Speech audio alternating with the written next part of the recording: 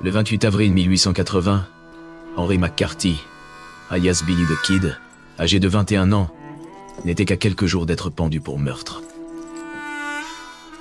Une grâce promise par le gouverneur du Nouveau-Mexique ne s'était jamais concrétisée, et Billy était désormais sous la garde du shérif du comté de Lincoln, Pat Garrett, et de 2 adjoints lourdement armés.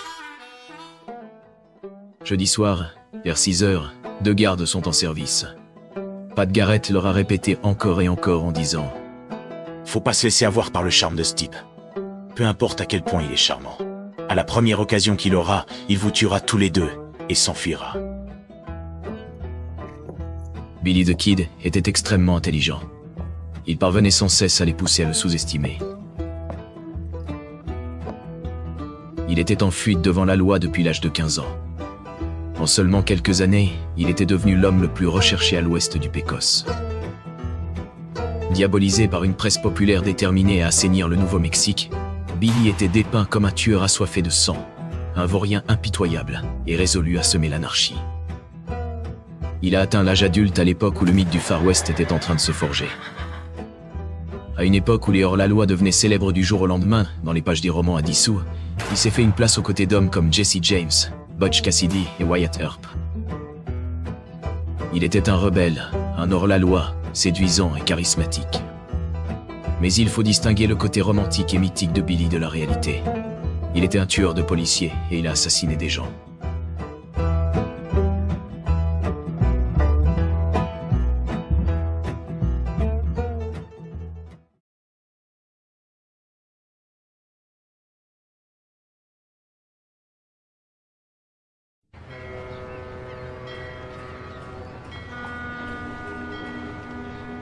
Le jeune homme qui allait devenir le symbole de la liberté et de la rébellion du Far West a probablement vu le jour dans les quartiers misérables et surpeuplés de New York. Il est né sous le nom d'Henry McCarthy, fils d'immigrants irlandais. Sa mère, Catherine, avait fui l'Irlande pour échapper à la famine dévastatrice des années 1840, pour ne trouver que misère et difficultés en Amérique.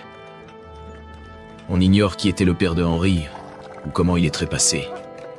Mais Catherine était déterminée à offrir à son fils une vie meilleure que celle qu'elle avait connue. Peu après la guerre de sécession, Henry et sa mère ont rejoint une vague de migrants se dirigeant vers l'ouest à la recherche de nouvelles opportunités. Sur la route, le jeune Henry a découvert comment s'adapter et survivre aux défis exigeants et incertains de la vie d'un pionnier de l'Ouest. Sa mère s'assurait que son fils acquiert les compétences nécessaires en lecture et en écriture. Pour passer le temps, il chantait des chansons folkloriques irlandaises en traversant les vastes étendues de l'Amérique.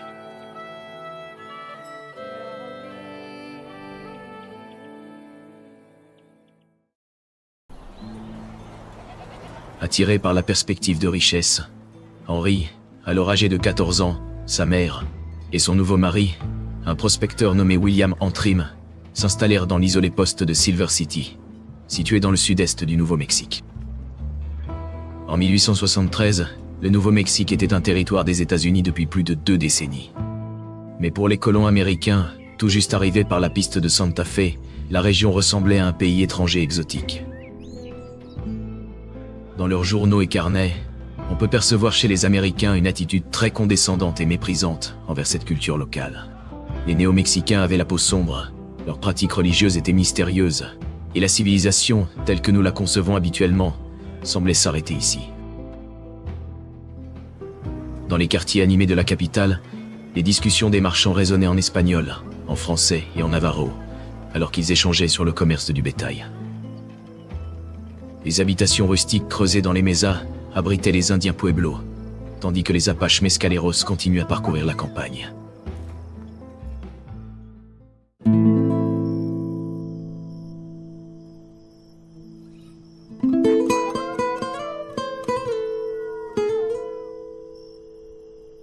Le jeune Henry McCarthy fut captivé par le monde qu'il découvrit et adopta instantanément la culture néo-mexicaine.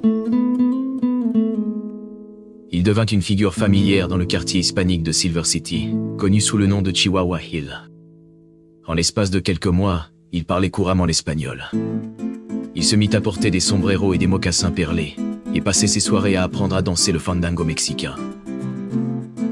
Il se rendait dans le quartier mexicain de Silver City avec sa mère, Catherine. Ils allaient au bal, dansaient ensemble et chantaient des chansons. Les mères hispaniques, les vieilles tantes et les pères semblaient l'apprécier suffisamment pour le laisser courtiser et danser avec leur fille précieusement protégée. Il avait un charme naturel. On parlait souvent de ses dents légèrement tordues et de la forme de sa bouche, mais elle arborait toujours un sourire. C'est ce que la communauté hispanique soulignait toujours. Il souriait constamment, toujours en train de rire.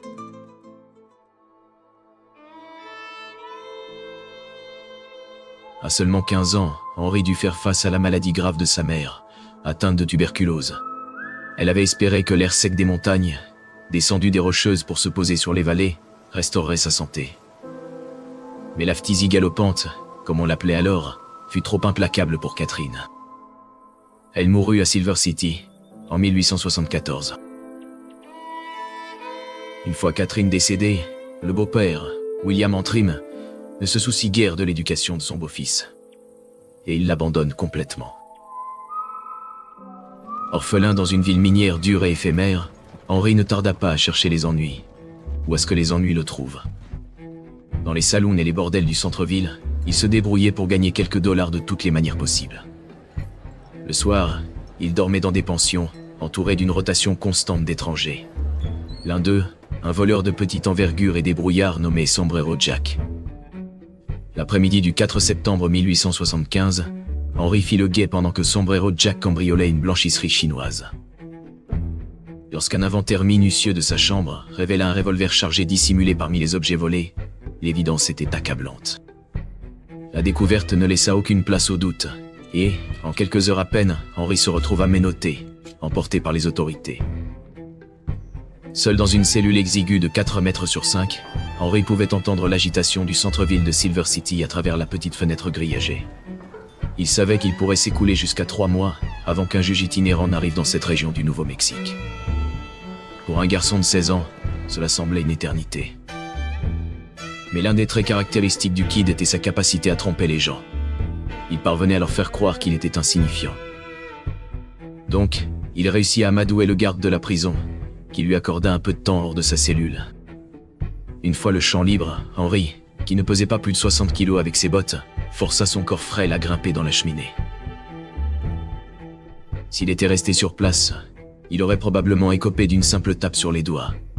Mais avec cette évasion, il devint un homme recherché à seulement 16 ans. Il décida de se diriger vers l'ouest en Arizona, où il espérait repartir à zéro. Mais sans cheval, sans armes et avec peu d'argent, il était en cavale à travers certaines des terres les plus hostiles du pays. Cet endroit était si dur, si sauvage, si dangereux que simplement rester en vie relevait de l'exploit. C'était un endroit où tout le monde était contre vous. Ce paysage ne pardonne pas à ceux qui ne peuvent pas faire face à l'environnement, à sa rudesse, à son désert impitoyable. Il fallait être un individu unique pour survivre dans un tel environnement.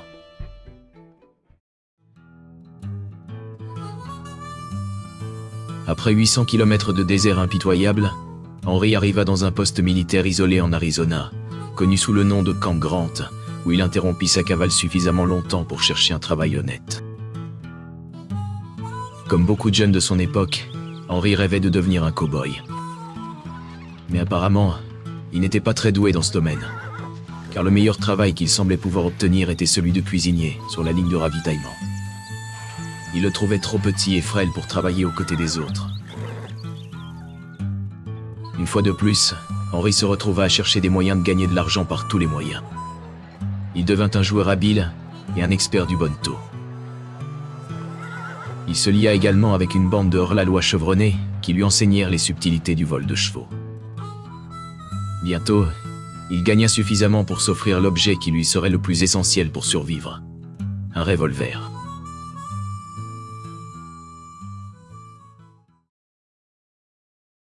From the pallid lips of a youth who lay on his dying bed at the break of day.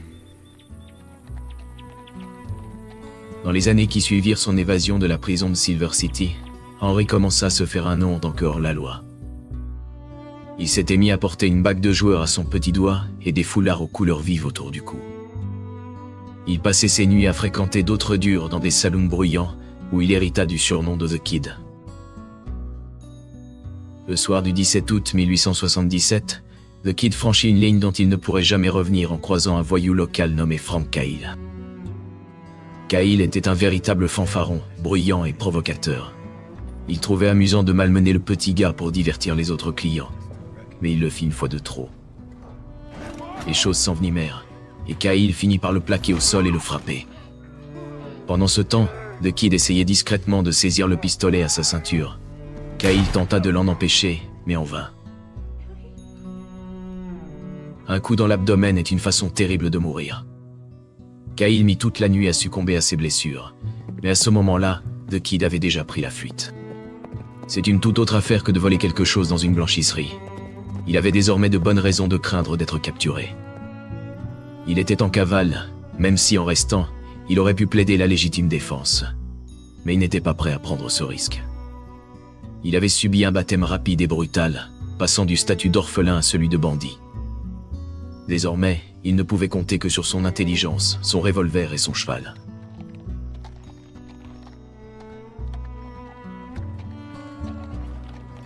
En 1877, chevauchant une jument grise volée, The Kid traversa la frontière de l'Arizona pour revenir au Nouveau-Mexique. Le Nouveau-Mexique est un endroit idéal pour un fugitif. Les distances y sont immenses et il existe une multitude de lieux où se cacher. C'est essentiellement un terrain de jeu idéal pour un maître de l'évasion, surtout si vous êtes bien vu des locaux. Si vous parlez leur langue et que vous avez su gagner leur affection, cela devient un atout majeur. Il avait changé de nom et se faisait désormais appeler William H. Bonney. Discrètement, il traversa le territoire, prenant un repas là où il le pouvait et comptant sur l'hospitalité des fermiers hispaniques, dont les ranchs parsemaient la campagne depuis des générations. Mais les temps changeaient au Nouveau-Mexique. À la fin de la guerre de sécession, des hommes d'affaires américains avaient afflué dans le territoire, cherchant à tirer profit de ces vastes nouvelles terres. Les hommes de ce nouvel établissement anglo-saxon devinrent rapidement les plus grands propriétaires fonciers du Nouveau-Mexique, souvent en arrachant des terres aux ranchers hispaniques avec l'aide de banquiers peu scrupuleux. Et, lorsque tout le reste échouait, par l'usage de la force armée.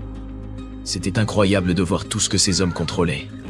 Certaines des propriétés foncières les plus lucratives se trouvaient dans le comté de Lincoln, le plus grand comté du Nouveau-Mexique. Pendant la dernière décennie, le comté entier avait été dirigé par des immigrants irlandais coriaces, Lawrence Murphy et James Dolan. Leurs affaires tournaient principalement autour de l'élevage de bétail et des contrats gouvernementaux pour la viande de bœuf. Mais il n'était presque pas question de dépenser $1 sur 30 000 km² sans qu'il n'en ait une part. L'entreprise de Murphy et Dolan prit le nom de The House, en référence à leur siège social, un grand bâtiment en charpente de bois situé dans la ville de Lincoln. The House possédait tout dans le comté, et ils avaient pratiquement le monopole. Ils n'avaient aucune réelle concurrence. Ils régnaient sur le lieu comme un fief. Ils étaient bienveillants envers leurs amis, mais pour les autres, il valait mieux se méfier. Il ne fallait surtout pas se mettre en travers de leur chemin. Mais quelqu'un commençait à se mettre en travers de leur chemin. John Tunstall, un jeune homme de 23 ans, fils d'un riche marchand britannique, était récemment arrivé en ville avec de grands projets pour bâtir un empire du bétail et des fonds apparemment illimités pour les réaliser. Bien qu'il fût jeune et ait peu d'expérience dans l'élevage, Tunstall savait que rivaliser avec The House pouvait devenir brutal. The Kid arriva à Lincoln en 1877 et fut rapidement arrêté. Il fut emprisonné pour avoir volé des chevaux au ranch de Tunstall. Mais à la grande surprise de The Kid, au lieu de porter plainte contre lui, Tunstall lui offrit un emploi. L'un des commentaires que Billy fit plus tard était que Tunstall était le seul homme qu'il avait traité comme s'il était quelqu'un de respectable et blanc. Il ne le considérait pas comme un vaurien, une racaille ou un voleur de chevaux, mais comme un être humain.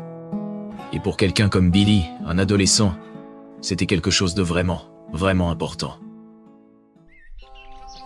The Kid s'associa à un groupe de jeunes hommes, tout aussi marginalisés que lui.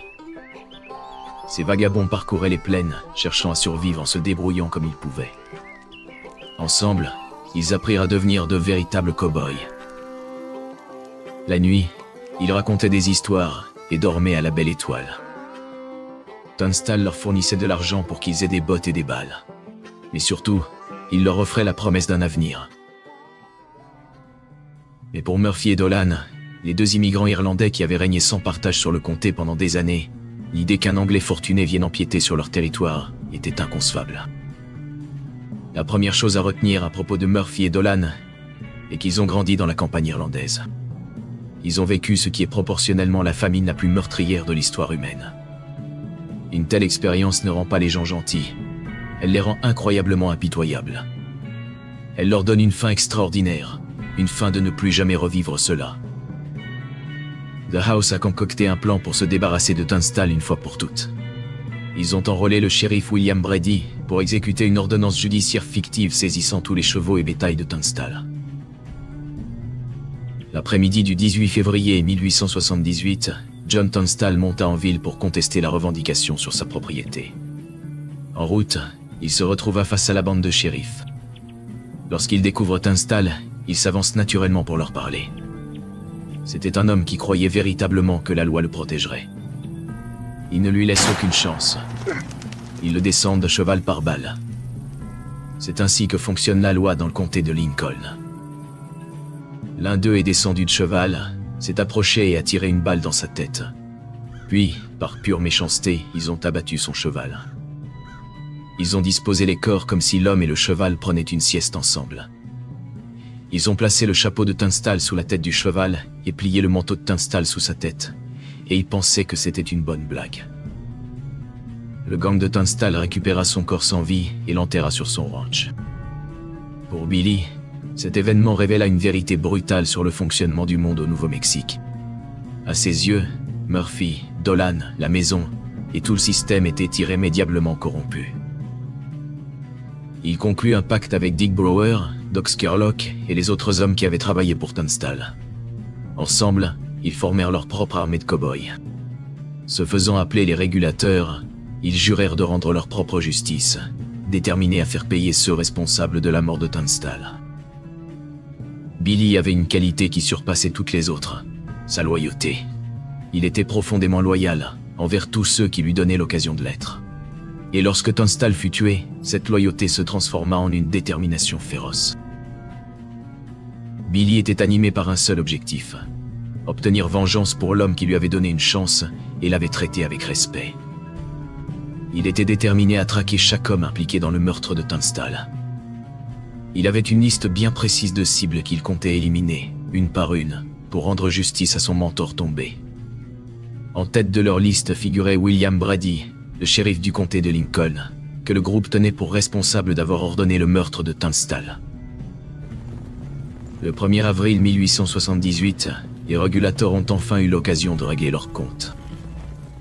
Ce jour-là, le shérif Brady, accompagné de plusieurs de ses adjoints, effectuait sa promenade matinale habituelle dans la rue principale. Les régulateurs connaissaient ses habitudes et savaient qu'il empruntait ce chemin chaque jour. Dissimulés derrière un mur en adobe, Billy et ses compagnons attendaient leur moment pour agir.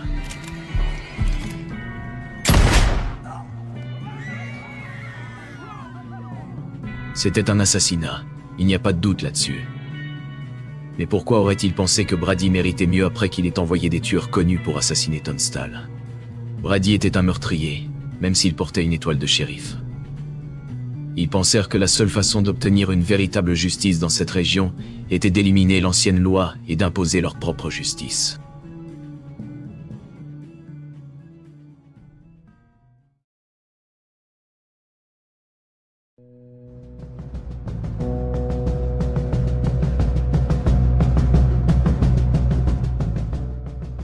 Ce qui avait commencé comme une vendetta familiale, alimentée par une rivalité ancienne entre les Irlandais et les Anglais, a rapidement dégénéré en anarchie.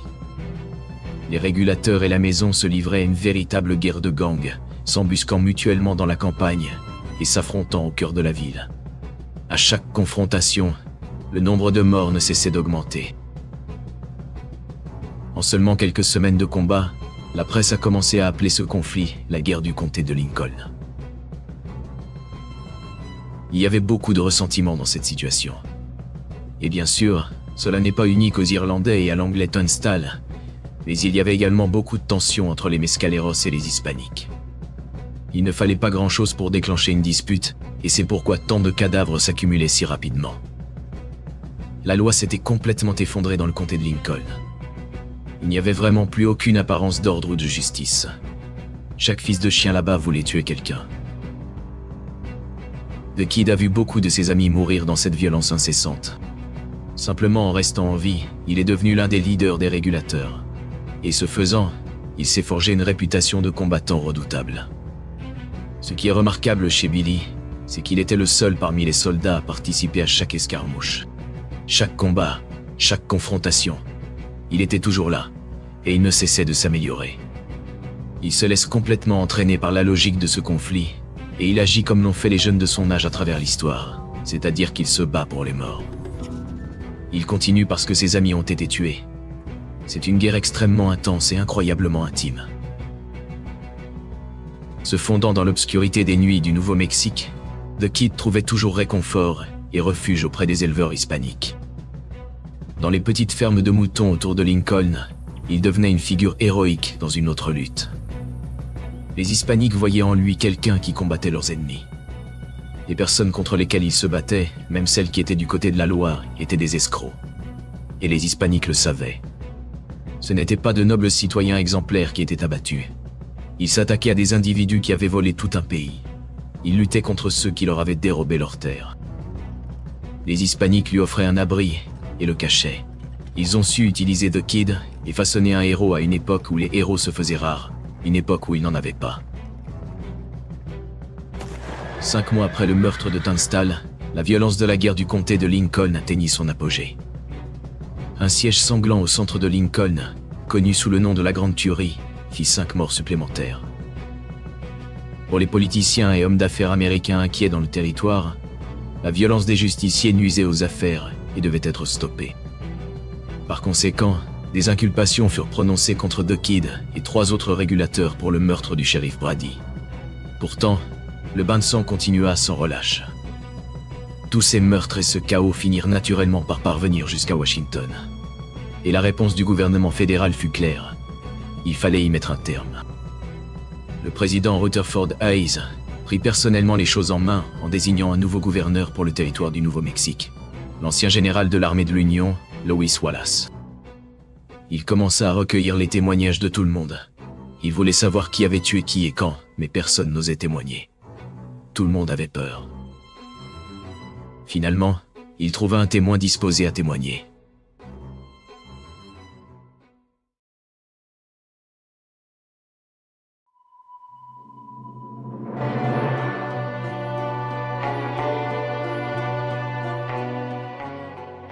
Dans Lew Wallace, le gamin vit une opportunité de blanchir son nom. Il écrivit une lettre au gouverneur, lui proposant de témoigner contre des membres de la maison en échange d'une grâce complète. Il essayait de ne plus être en cavale et de rentrer dans le droit chemin. Il exprimait son désir d'arrêter toutes ses activités en disant qu'il voulait simplement vivre une vie normale. Il ajoutait avec désespoir qu'il n'avait même pas 20 ans et qu'il ne souhaitait pas mourir. Wallace accepta l'accord et le gamin comparaît devant un grand jury. En partie grâce à son témoignage, plus de 200 inculpations, dont beaucoup pour meurtre, furent renvoyées contre 50 hommes, y compris le leader de la maison, Jimmy Dolan. Mais au moment de concéder la grâce à Billy, Wallace avait disparu. Il était retourné au manoir du gouverneur à Santa Fe, laissant le sort du gamin entre les mains des autorités de Lincoln. Avec le gouverneur parti, le procureur du district local, un proche associé de Murphy et Dolan, abandonna la plupart des charges contre les membres de la maison. Cependant, les inculpations contre The Kid et les régulateurs restaient en place. Mais avant que Billy ne puisse être repris en détention, il s'échappa de la ville. Lors du dernier rassemblement du gang, les régulateurs décidèrent tous de quitter le Nouveau-Mexique. Cependant, Billy répondit qu'il allait rester et qu'il allait trouver un moyen de s'établir. Par conséquent, il retourna voler des chevaux et dérober du bétail, devenant rapidement une nuisance pour les riches éleveurs anglo-saxons du territoire. The Kid reste un rebelle constant, n'ayant jamais reculé face à la maison. Et il ne reculera pas maintenant. Il est devenu un véritable souci pour la structure de pouvoir au Nouveau-Mexique. Et donc, ils sont déterminés à en finir avec lui. Au cours des mois suivants, les journaux étaient remplis de récits sur The Kid, en grande partie exagérés. Il était décrit comme un méchant meurtrier terrorisant la campagne, un maudit désespéré déterminé à l'anarchie, à la tête d'un gang impitoyable de criminels. Il n'y avait presque aucun crime violent commis dans tout le Nouveau-Mexique qui ne soit imputé au Kid. Au cours des derniers mois, Billy comptait sur sa relation étroite avec les éleveurs hispaniques à Fort Sumner pour l'aider à échapper à l'arrestation. On disait qu'il était tombé amoureux d'une jeune hispanique de 16 ans, nommée Paulita Maxwell. Il était en quête d'un foyer, d'un endroit où il pourrait enfin se sentir à sa place. Mais cette aspiration restait hors de portée, comme un rêve qu'il n'avait jamais réussi à concrétiser. Pourtant, à Fort Sumner, il éprouvait un sentiment d'appartenance, comme s'il avait enfin trouvé ce refuge tant recherché. À une centaine de kilomètres de là, Pat Garrett devint le nouveau shérif de la ville de Lincoln. Il était un homme ambitieux, en quête de respectabilité, et il voyait l'opportunité de réaliser cet objectif en capturant The Kid. En décembre 1880, Garrett avait rassemblé une bande d'hommes de loi surnommée la Panhandle Posse. Elle comptait parmi ses rangs certains des cow-boys les plus coriaces du Texas. Les journaux suivaient chacun de leurs mouvements, fournissant des détails à un public désormais avide de voir Billy the Kid traduit en justice. Finalement, grâce à une combinaison de furtivité et de travail d'enquête, Garrett parvint à le retrouver. Garrett et son détachement tuèrent 2 des amis de Billy, Tom Folliard et Charlie Baudry. Et en quelques jours seulement, ils acculèrent The Kid dans une petite cabane située dans une région désolée connue sous le nom de Stinking Spring. Après une nuit sans nourriture, sans eau et sans feu, The Kid finit par ne plus avoir d'option. Il sortit, leva les mains en l'air et se rendit. La nouvelle de la capture du Kid se répandit à travers tout le territoire. Lorsque Garrett arriva à Las Vegas, au Nouveau-Mexique, avec le Kid enchaîné, le shérif fut accueilli comme un héros conquérant. Des foules s'alignèrent dans les rues pour voir le célèbre chasseur d'hommes et observer le hors-la-loi mythique. Billy fut embarqué à bord d'un train en direction de Santa Fe, où il attendrait son procès pour meurtre. Alors que le train quittait la gare, The Kid, défiant, sourit et éclata de rire, invitant les journalistes à venir lui rendre visite en prison.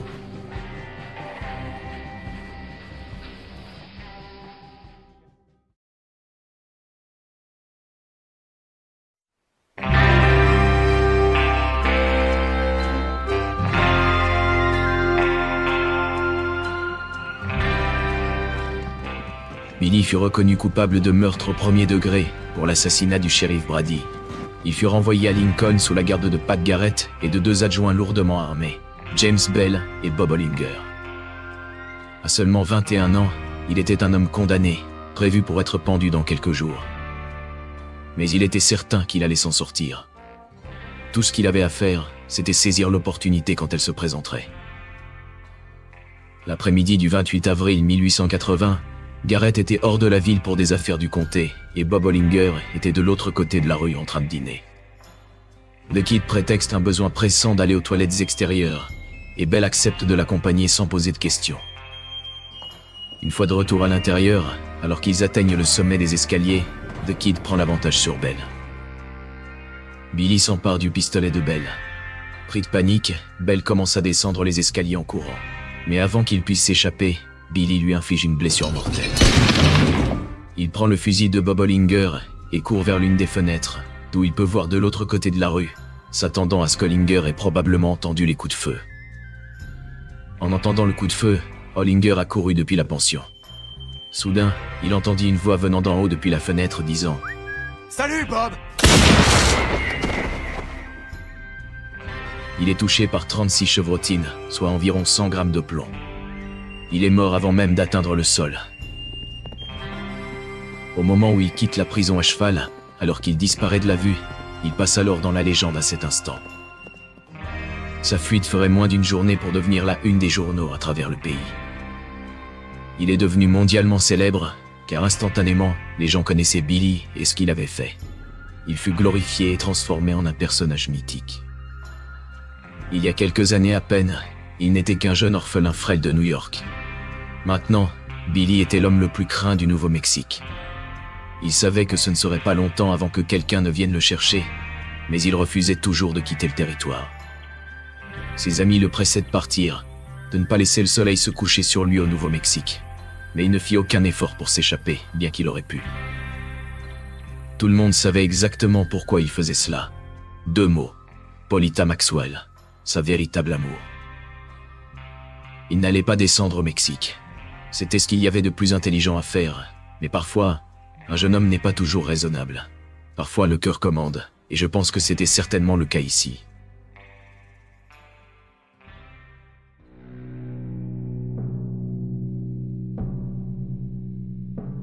Cela faisait près de 3 mois depuis que Billy s'était échappé de Lincoln. Certains se demandaient si Pat Garrett avait trop peur d'aller le chercher à nouveau. Mais Garrett attendait son moment et savait exactement où se trouvait Billy. Il continuait à recevoir des informations persistantes de Fort Sumner selon lesquelles The Kid était là-bas. Il s'avéra que les informations provenaient de Pete Maxwell, le grand frère de Polita, qui n'approuvait pas la relation. Finalement, Garrett décida qu'il devait passer à l'action. Garrett et 2 nouveaux adjoints se dirigèrent vers le nord le long de la rivière Pecos. Ils arrivèrent à Fort Sumner à nuit du 14 juillet 1880 et se rendirent directement à la maison Maxwell. Garrett plaça ses 2 hommes sur le porche avant.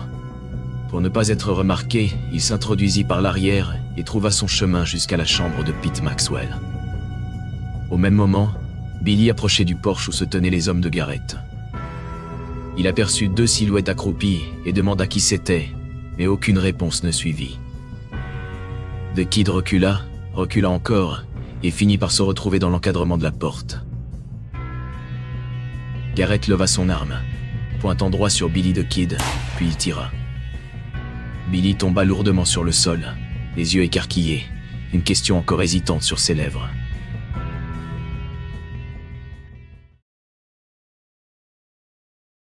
Oh, bury me not on the lone prairie where the coyotes wail and the wind blows free. And when I die, don't bury me 'neath the western sky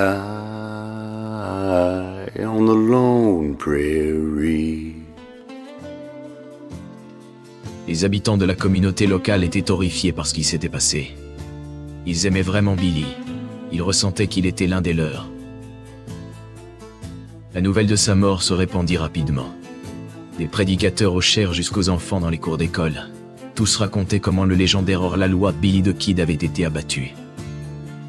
Pour avoir tué Billy the Kid, Pat Garrett jouit d'une célébrité momentanée en tant que plus grand homme de loi d'Amérique. Mais en 1908, accablé par des dettes de jeu, il fut mystérieusement abattu le long d'une route isolée dans le désert du Nouveau-Mexique. Pour les grands hommes d'affaires à Santa Fe, le progrès économique a mis du temps à atteindre le territoire, et il devait attendre encore 30 ans pour l'État du Nouveau-Mexique. La maison et son empire de bœuf feraient faillite, et les noms de Lawrence Murphy et James Dolan disparaîtraient de la mémoire. Seule la légende de Billy the Kid continuerait. C'était Henry McCarthy qui est mort. C'était Billy Bonney qui est mort. Billy the Kid a continué de chevaucher, et il chevauche pour toujours. Je sais que certains viendront et diront qu'il est étrange de voir comment les gens glorifient un meurtrier. C'est difficile de juger sans connaître les circonstances entourant la vie d'un homme. Si vous grandissiez à une époque et dans un endroit où il fallait tuer ou être tué, il est possible que vous choisissiez de ne pas tuer. Mais cela pourrait signifier que vous seriez tué, et très probablement que vos proches aussi. Parfois, la seule option pour vivre est de choisir de tuer. Ce n'est pas seulement une décision personnelle. Il s'agit aussi de protéger ceux qui vous sont chers afin qu'ils n'aient pas à faire ce choix. Il est important de comprendre que chaque fois que l'on tue quelqu'un, que ce soit en légitime défense ou par meurtre froid, il y aura toujours quelqu'un pour pointer du doigt et vous appeler un meurtrier. La réalité est que cette décision est bien plus complexe qu'elle ne le paraît souvent. Aujourd'hui encore, de nombreux hommes et femmes innocents sont accusés et jugés pour des meurtres qu'ils n'ont pas commis.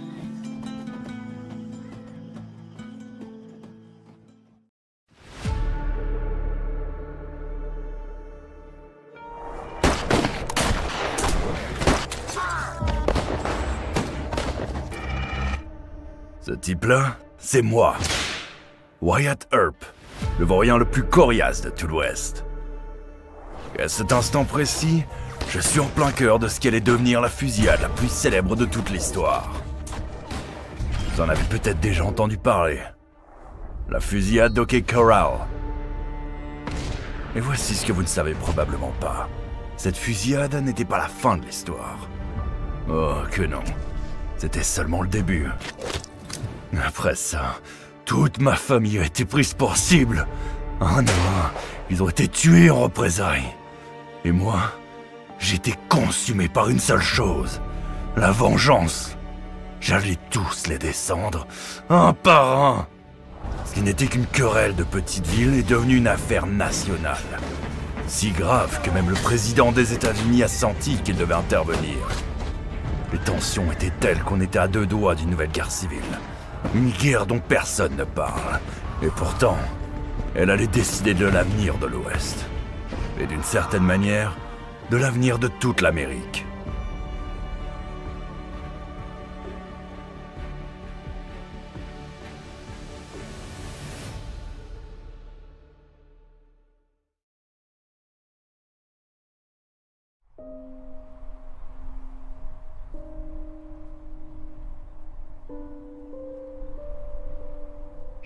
J'ai jamais vraiment appartenu à un endroit. Je suis né à Monmouth, dans l'Illinois, le 19 mars 1848.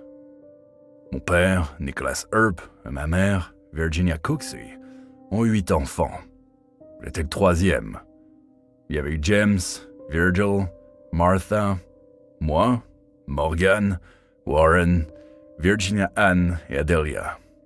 Et Martha et Virginia Ann sont mortes jeunes, emportées avant même d'avoir eu la chance de vivre. Mon père avait déjà un fils, Newton, mon demi-frère, né d'un premier mariage. Sa première femme était morte, et avec elle, une part de stabilité que, je pense, il n'a jamais retrouvée. Mon père, c'était un homme qui ne tenait pas en place. Il nous a traînés d'un bout à l'autre du pays, de l'Illinois à l'Iowa, du Missouri à la Californie, puis de retour pour finalement repartir encore. Toujours en mouvement, toujours à fuir quelque chose. Certains diraient que mon père était haut en couleur, un homme plus grand que nature. Mais pour être honnête, il n'était rien d'autre qu'un bon à rien. Il ne payait jamais ses dettes, il noyait ses démons dans l'alcool. Et souvent, il se transformait en tyran, impitoyable. Être le fils de Nicholas Earp, ce n'était pas une bénédiction. C'était un fardeau qui pesait lourd sur nos épaules. C'est cette douleur qui a soudé mes frères et moi, plus que tout. Lorsque la guerre de sécession éclata en 1861, Virgil et James partirent combattre pour l'Union. Quant à moi, j'avais à peine 13 ans. J'étais prêt à tout pour les suivre, à affronter le feu à leur côté et à faire ma part. Mais mon père décida que j'étais trop jeune et que je devais rester. Je lui donc resté prisonnier de son refus. Pendant ces années sombres, j'ai appris à veiller sur mon petit frère, Morgan. Je l'ai vu grandir, mais je peux vous dire une chose, il était différent. Morgan était ouvert, chaleureux, capable de s'attirer la sympathie de n'importe qui. Il savait parler, briser les murs entre les gens.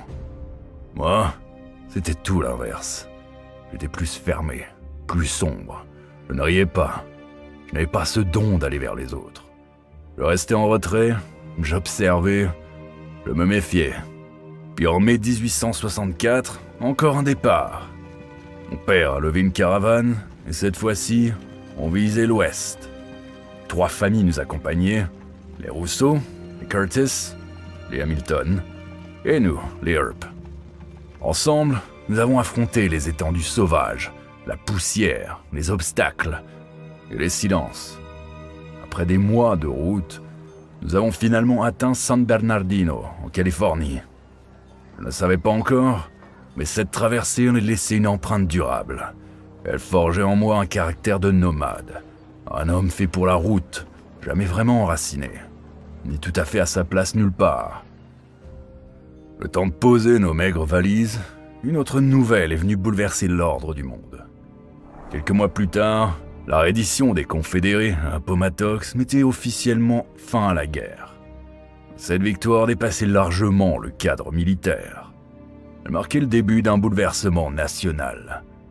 La machine industrielle lancée par le conflit, l'énorme appareil du gouvernement fédéral, les vagues d'immigrants qui déferlaient sans relâche. Toute cette force, ce souffle colossal qui avait permis à l'Union de l'emporter, se tournait désormais vers l'Ouest. Et c'est à partir de là que tout a changé. La victoire de l'Union, ce n'était pas seulement celle des armes.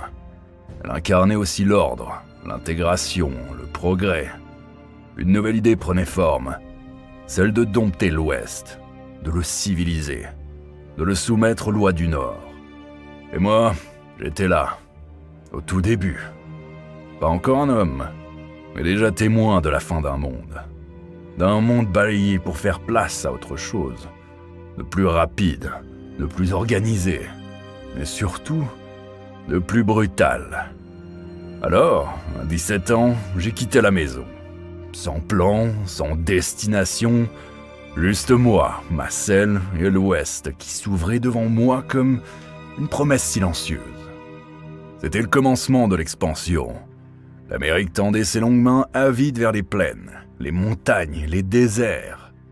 Et comme des milliers d'autres jeunes sans racines, sans attache, j'ai vu là une opportunité, une terre à prendre, une vie à construire. Et ce que nous ne savions pas encore, aucun de nous, c'est à quel point tout allait changer. Et à quel prix. Car l'Ouest, ce n'était pas qu'une frontière. C'était un champ de bataille. Une collision entre les rêves d'hommes libres et la réalité brute du territoire. Et moi, comme tant d'autres, j'allais en porter les cicatrices. Je ne cherchais pas la guerre. Mais elle allait finir par me trouver. Et à partir de là, plus rien ne serait simple. Plus rien ne serait innocent.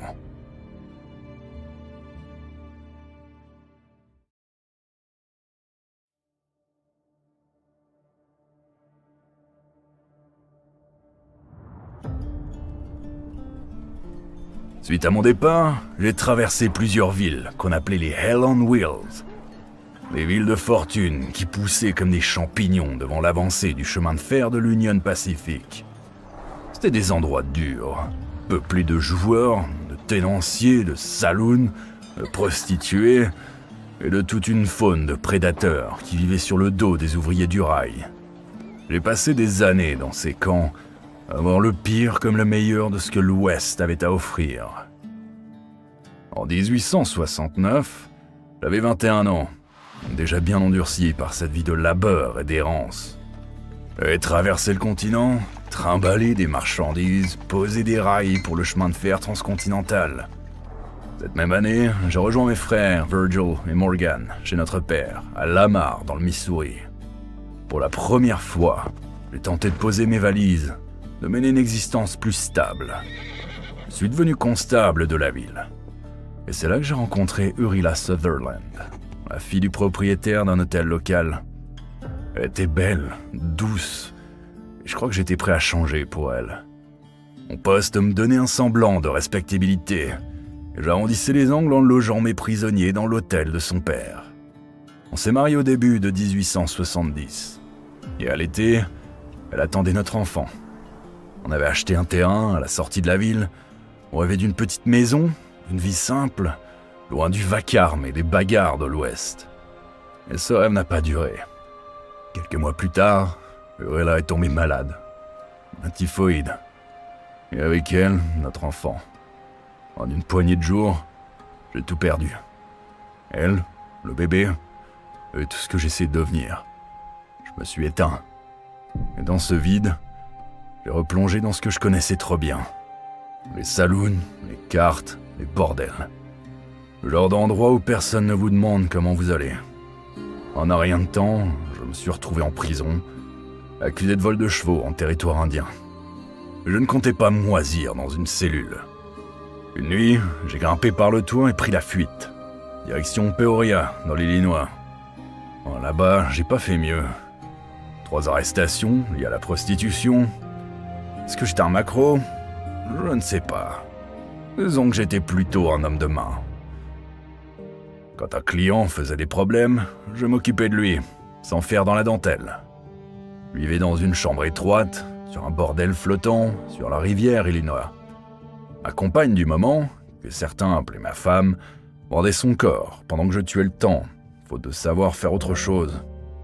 Je n'avais plus de métier, plus d'objectif. Alors, quand mon frère James a ouvert un bordel à Wichita, j'ai suivi. C'était une évidence. Ah, Wichita. Comment dire ça? Wichita n'était pas une ville. C'était une plaie ouverte. Un endroit pourri, plein de cowboys crasseux qui, après des mois sur les pistes, venaient s'y défouler. Bordel, saloon, bagarre, fusillade, tout y passait. Il y avait même un panneau qui disait « Everything goes in Wichita ». Croyez-moi, ce n'était pas une blague. C'était un endroit idéal pour un gars comme moi, en quête de boulot. L'été, j'étais payé pour calmer les points trop légers et sortir les ivrognes des bordels. Mais à l'automne, tout s'arrêtait net. Plus de cowboys, plus de bagarres, juste le vide. Et c'est à ce moment-là, en octobre 1874, que tout a commencé à changer. Un officier de police de Wichita, en congé, m'a demandé un coup de main pour retrouver une charrette volée. On a pisté les voleurs, on les a confrontés, armes à la main, et on a ramené la charrette à son propriétaire. Cette arrestation a fait tellement de bruit que l'histoire a atterri dans le Wichita Eagle. Et pour la première fois depuis longtemps, on parlait de moi en bien. Ce jour-là, j'ai senti que quelque chose pouvait peut-être changer. Pour la première fois depuis la mort d'Orilla, j'étais de l'autre côté. Je suis devenu accro. Chaque été, je reprenais du service comme adjoint du marshal. D'abord à Wichita, puis à Dodge City, un peu plus loin sur la carte, mais toujours au milieu du tumulte.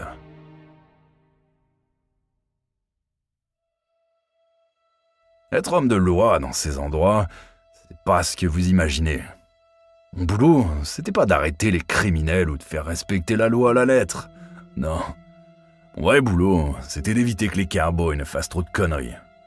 C'était de les laisser boire, jouer, courir les filles, sans qu'ils se tuent ou qu'ils crament la ville. Fallait qu'ils survivent jusqu'au matin pour pouvoir dépenser leur paye un jour de plus. C'était ça, le vrai maintien de l'ordre à Dodge City. Et pour ça, j'avais pas besoin de tir à tout va. Pas de duel, pas de poudre dans les yeux. Quand un gars se mettait à faire le malin, je lui offrais une bonne claque sur le crâne avec le canon de mon Colt. Mais la plupart du temps, ça suffisait. Pourtant, il y a eu cette fois-là. Juste une fois, où j'ai dû tuer. Tout a basculé par une nuit de juillet 1878. Dodge City, comme souvent, ne dormait jamais vraiment, surtout pas à 3 heures du matin. C'est alors que ce groupe de Texans ivres est passé à cheval devant le théâtre de la comique et, sans prévenir, a arrosé la façade de balles. Face à cette attaque soudaine, moi et quelques autres, on a riposté dans la foulée. Ils ont filé dans la nuit, mais en partant, ils nous ont laissé une trace sombre. L'un d'eux ne s'est jamais relevé. Le lendemain matin, l'histoire s'était déjà répandue comme une traînée de poudre. La National Police Gazette en a fait tout un article. Ils ont rajouté, bien sûr, ils adoraient ça, l'image du justicier de l'Ouest, du héros au regard d'acier. En parcourant ces lignes, une pensée m'a traversé l'esprit. Peut-être que j'étais enfin devenu quelqu'un. C'est là que quelque chose avait changé en moi. Là que j'avais commencé à me voir autrement. Pas comme un vagabond, un videur ou un joueur, mais comme un homme respectable, un symbole d'ordre et de stabilité. Désormais, les gens me regardaient sans méfiance. Ils me saluaient dans la rue. Peu à peu, j'ai laissé ce regard nouveau m'imprégner. J'ai commencé à y croire. J'ai compris que je voulais ça. Pourtant, une vérité plus crue s'est vite imposée à moi. Avec le temps, j'ai compris que le respect des gens ne mettait pas de pain sur la table. D'autant que j'avais eu l'argent circuler à flot dans les mains des barons du bétail. Cette richesse ostentatoire m'a rongé. Jour après jour, j'étais fatigué d'être celui qui ouvrait la porte, pas celui qu'on invitait à entrer. Alors, une conviction s'est ancrée en moi. Je voulais ma part. C'est dans ce tourment que la lettre de Virgil est arrivée. Dedans, il parlait d'un filon d'argent gigantesque tout au sud-ouest, dans un coin paumé de désert en Arizona. Mais soudain, tout prenait un sens nouveau. Un nouveau départ m'attendait. Et cette fois, j'en étais certain. Je comptais bien ne pas le laisser filer.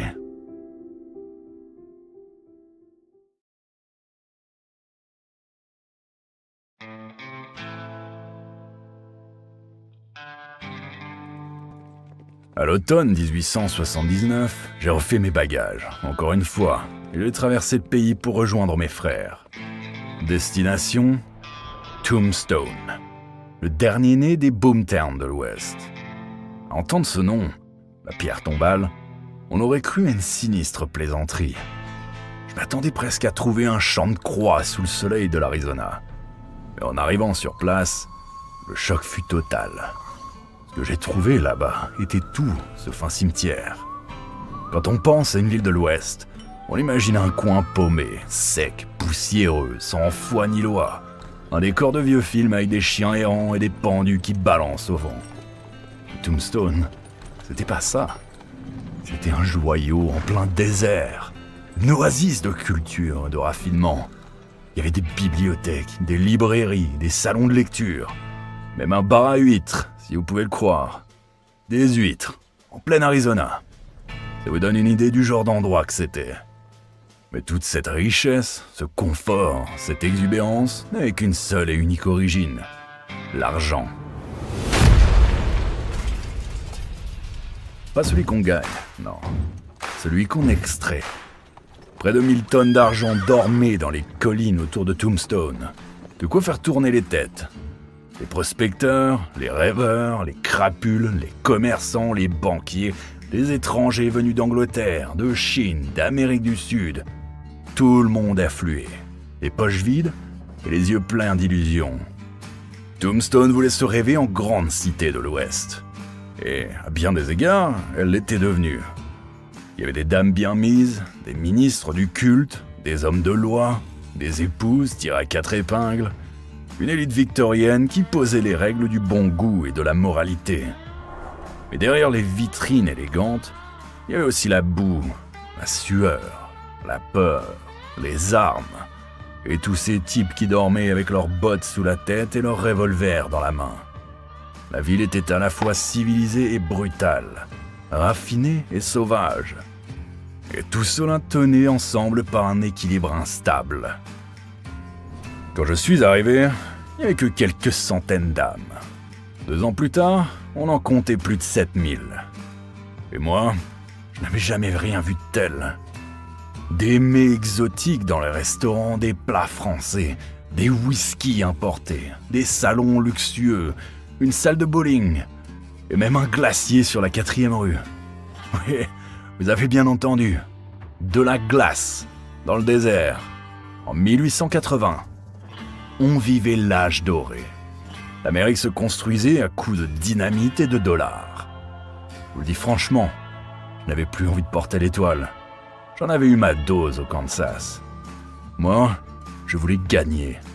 Je voulais investir, monter un coup, trouver le bon filon avant les autres. C'était une nouvelle ruée. J'avais appris une chose. Pour gagner gros dans une ville comme Tombstone, fallait arriver tôt, frapper fort et ne rien laisser au hasard.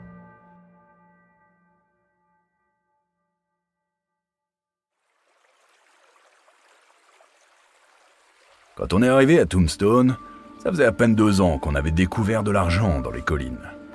Et pourtant, on était déjà en retard.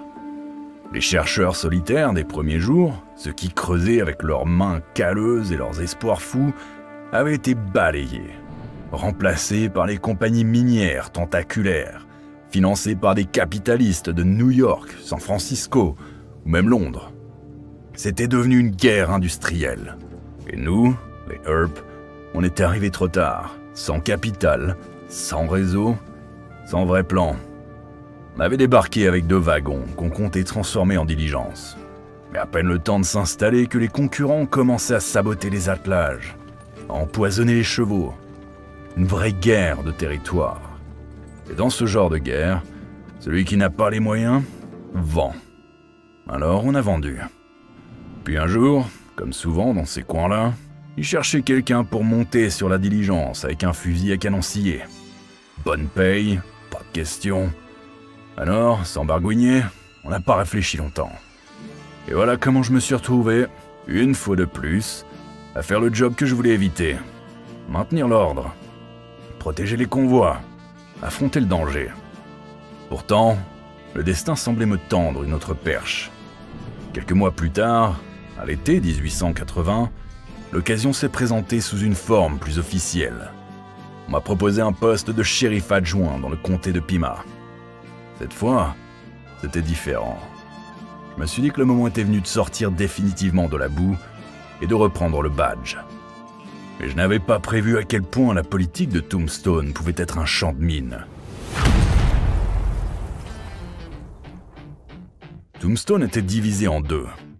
D'un côté, il y avait les habitants de la ville, pour la plupart républicains, qui travaillaient dans les mines. De l'autre, les éleveurs, farouchement démocrates, arrivés avant la ruée vers l'argent, et qui se méfiaient profondément des nouveaux venus. Et entre les deux, il y avait les cowboys. Maintenant, oubliez tout ce que vous croyez savoir sur les cowboys. Oubliez John Wayne, les grands espaces et les chansons au coin du feu. Ici, cowboy était une insulte. C'était synonyme de bandit, de voleur de bétail, de tueur. Le genre de type qui préfère la gâchette à la poignée de main. Et croyez-moi, c'était pas une exagération. Là d'où je viens, le bœuf, c'est une viande. Ici, c'était une industrie. Une vache qui valait 3 $ au Texas pouvait en rapporter 60 à Chicago. Et quand la sécheresse et la maladie ont décimé les troupeaux au Texas, ces hors-la-loi se sont mis à voler du bétail au Mexique en masse. Personne ne disait rien. Du bœuf pas cher, c'est du bœuf. L'argent coulait à flot et les cowboys sont devenus une organisation. Une sorte de mafia du bétail. Et comme toute mafia, ils avaient leur parrain, Ike Clanton. Ike, c'était ce genre de type capable de vous offrir un verre un soir et de vous trancher la gorge le lendemain. Impossible à prévoir. Mais une chose était sûre, il aimait l'argent. Et il était prêt à tout pour en avoir plus. Et puis est venu le 15 mars 1881. Ce jour-là, certains de ces hommes ont attaqué une diligence chargée de 26 000 $ en argent. Ils ont descendu le conducteur et un passager et se sont volatilisés. Même dans l'Ouest sauvage, c'était un crime audacieux. Le genre de truc qui fait jaser, qui fait trembler. Quand la nouvelle m'est parvenue, je n'ai pas pu rester assis. Parce que l'un des morts, c'était Bud Philpott. Un ami proche, un type bien. Et là, ça devenait personnel. Je suis monté en selle, j'ai suivi les traces de chevaux pendant 3 jours à travers la poussière. Et ces traces m'ont conduit jusqu'à un ranch, où je suis tombé sur un certain Luther King. Il n'a pas résisté longtemps. Après l'avoir bien secoué, il a fini par cracher le morceau. Il faisait partie des braqueurs. Et mieux encore, il a donné un nom. Billy Leonard. Maintenant, voilà le problème. Je n'avais jamais entendu parler de Billy Leonard. Donc si je voulais plus d'informations, je dois aller voir Ike Clanton. Je savais qu'il n'allait pas me livrer Billy sur un plat. Mais ce à quoi je ne m'attendais pas, c'est qu'il cite Doc Holliday comme complice de l'attaque. Vous avez sûrement déjà entendu le nom de Doc Holliday. Mais je parie que vous ne connaissez pas la vraie histoire. Pour la plupart des gens, Doc, c'était un ivrogne, un joueur, un flingueur à moitié fou. Mais ce qu'ils ignoraient à Tombstone, ou ce qu'ils préféraient oublier, c'est que le Doc était vraiment un docteur. Un dentiste diplômé de Philadelphie, formé dans les meilleures écoles, issu d'une famille aisée en Géorgie. Il avait un bel avenir dans l'Est, des clients fortunés, une réputation prometteuse. Et puis la sentence est tombée. La tuberculose. Ce qu'on appelait à l'époque la consumption. La maladie qui ronge les poumons, qui vous fait cracher du sang, qui vous pousse lentement vers la tombe. Les médecins lui ont dit d'aller vers l'ouest, vers la chaleur sèche, vers l'air pur. Et aussi fou que ça puisse paraître, ils lui ont conseillé de boire du whisky pour calmer sa toux. Alors, quand Doc disait que le whisky était son remède, ce n'était pas une métaphore. Il le pensait vraiment. Et il en buvait beaucoup. C'est sans doute pour ça que les gens ont cru si facilement à la rumeur. Que Doc aurait participé au braquage de la diligence. Après tout, c'était un joueur, un homme imprévisible, à la gâchette facile. L'accusation semblait crédible. Mais ce n'est pas cette rumeur qui l'a mis dans le pétrin. C'est Kate Elder. Certains l'appelaient Big Nose Kate. On ne sait jamais si c'est à cause de son nez ou parce qu'elle avait le don de mettre le nez là où il ne fallait pas. Elle et Doc, c'était l'enfer et la passion. Le feu et la dynamite. Ils s'aimaient à s'en détruire. Et un soir, après une énième dispute, Kate a craqué. Par vengeance ou par pure folie, elle est allée voir un juge et a signé une déclaration sous serment. Elle a dit que Doc lui avait avoué le braquage. Par conséquent, le juge a ordonné l'arrestation. Et moi, je me suis retrouvé face à un dilemme impossible. Parce que Doc n'était pas juste un pote de beuverie. C'était mon meilleur ami, un frère d'armes. On s'était rencontrés à Dodge City, à l'époque où j'étais Deputy Marshal. Et un jour, il m'a sauvé la vie. Depuis ce moment-là, on avait un pacte tacite. Tu m'as sorti du trou, alors je serai loyal jusqu'au bout. Et je n'allais pas le laisser pendre pour un crime qu'il n'avait pas commis. Le problème, c'est que je savais déjà très bien qui était responsable. Billy Leonard et sa bande. Le seul témoin qu'on avait, Luther King, avait déjà été descendu par les cowboys pour avoir ouvert sa gueule. Et ceux qui savaient où était Billy, comme Ike Clanton, gardaient le silence. Soit par peur, soit parce qu'ils étaient mouillés jusqu'au cou. Le dossier était bloqué. Et ce n'était plus juste une affaire de diligence braquée ou de cadavres étendus sur la route. Non, ce qui se jouait, c'était beaucoup plus grand. Laissez-moi vous expliquer. 20 ans plus tôt, l'Amérique s'était déchirée de l'intérieur. La guerre de sécession avait coûté des centaines de milliers de vies et des millions de dollars. Tellement que le gouvernement avait dû emprunter massivement à l'étranger, surtout en Europe, pour tenir jusqu'à la victoire. Mais 16 ans plus tard, au début des années 1880, ce pays n'avait toujours pas remboursé sa dette. Cette dette de guerre, elle pesait lourd, très lourd. Dans les cercles bancaires, à New York ou Londres, on s'inquiétait sérieusement. Il fallait trouver un moyen de réduire ce fardeau financier, et vite. Alors, à Washington, quelqu'un a eu une idée de génie. Tout ce bel argent qui sortait du sol de l'Ouest, tout ce minerai d'argent de Tombstone, d'ailleurs, pourquoi ne pas l'utiliser pour rembourser la dette de guerre? Simple et efficace et dangereux. Parce que l'argent, c'est bien joli, mais encore faut-il pouvoir l'acheminer jusqu'à l'Est. Et pour ça, il n'y avait qu'un seul moyen. Les diligences de Wells Fargo, fondées par deux hommes, Henry Wells et William Fargo. Et voilà le hic. Si les attaques de diligence, comme celle qui avait coûté la vie à Bud Philpott, se multipliaient, le transport de l'argent serait compromis. Si le transport s'arrêtait, les remboursements aussi. Voilà pourquoi le braquage de diligence est soudainement devenu une affaire d'État. Ça ne plaisait à personne, mais surtout pas au grand nom de la finance mondiale.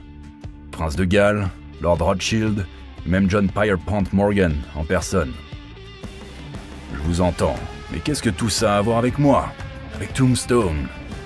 La réponse tient en un mot, ou plutôt trois, chemin de fer.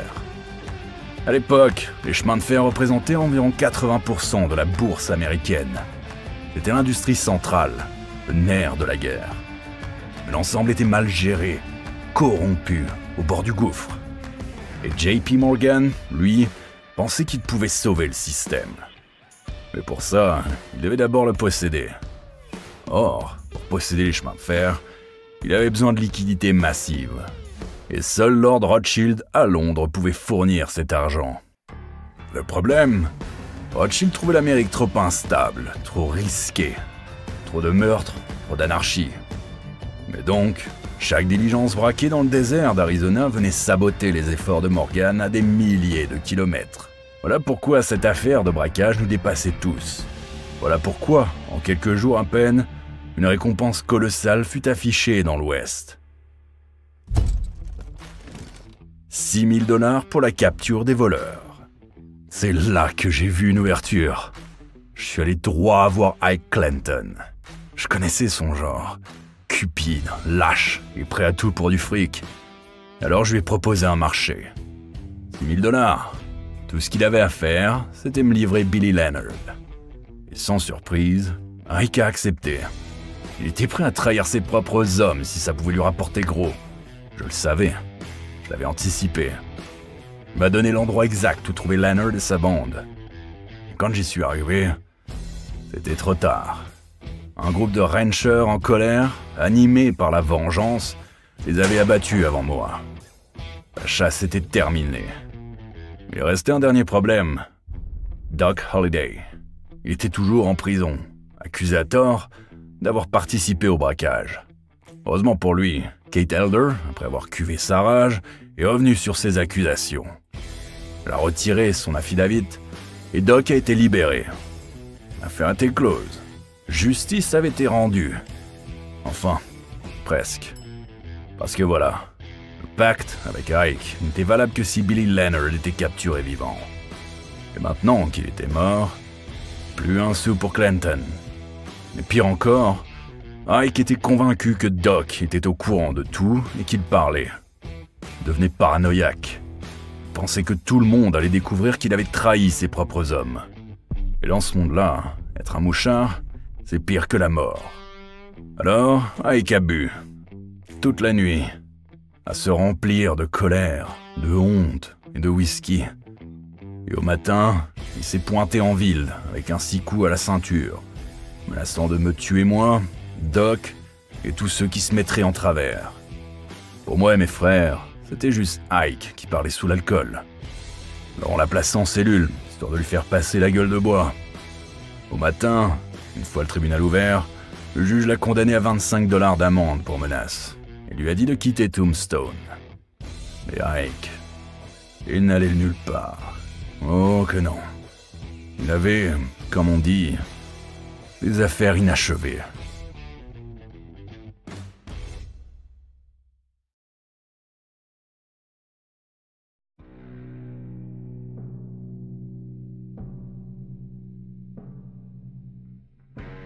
« 26 octobre 1881.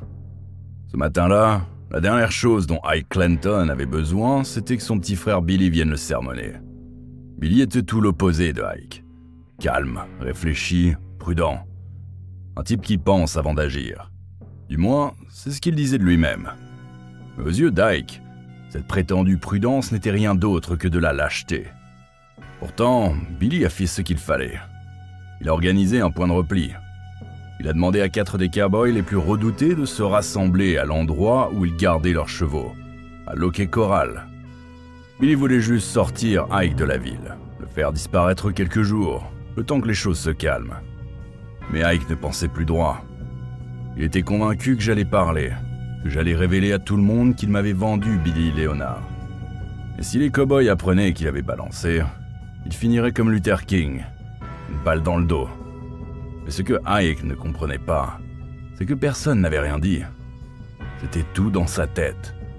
Il s'est mis à hurler, à traiter son frère de lâche, à crier qu'il allait rassembler ses hommes et qu'ils allaient descendre Doc Holliday et moi avec. Ce qu'il ne savait pas, c'est qu'un habitant du coin avait tout entendu, et qu'il était déjà en route vers Virgile, mon frère, pour l'avertir de ce que Ike préparait. Alors nous n'avons pas attendu. Moi, Virgile et Morgan, on a pris nos armes. On est descendu dans la rue, direction le corral. En route, on est tombé sur Doc. Il a vu nos têtes, et sans rien demander, il nous a suivis. Et voilà, sans même vraiment le savoir, nous marchions vers ce qui allait devenir le duel le plus célèbre de tout l'Ouest américain. Maintenant, mettons une chose au clair. Ni moi, ni mes frères n'étions venus pour déclencher une fusillade. Notre but était simple, désarmer ces hommes, leur dire de quitter la ville, et que s'ils remettaient un pied à Tombstone armés, on ne leur parlerait plus. On tirerait. Mais vous savez ce que c'est, ici. Dans l'Ouest sauvage, rien ne se passe jamais comme prévu. Non, attends!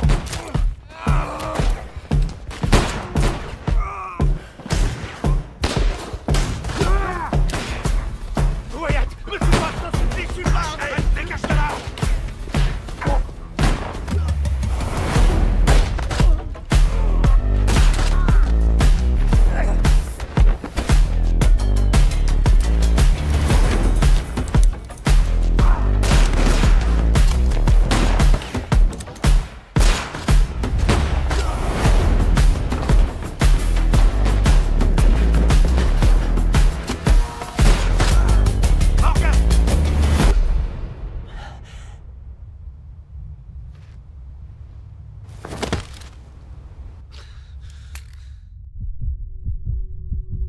C'était tout.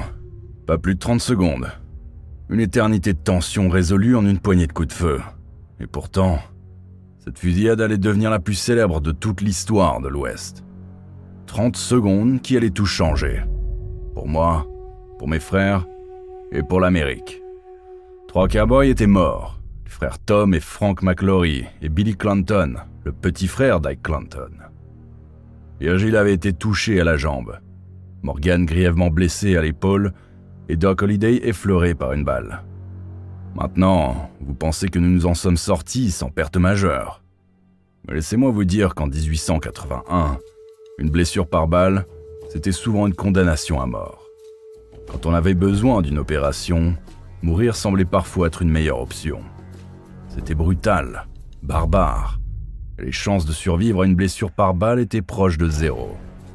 Mais souvent, ce n'était pas la balle qui tuait, c'était l'infection. Voyez-vous, pendant que les chirurgiens fouillaient pour trouver la balle, ils répandaient des germes avec leurs mains sales. La seule chance de survie, c'était d'être touché au bras ou à la jambe. Parce que là, le chirurgien pouvait simplement amputer.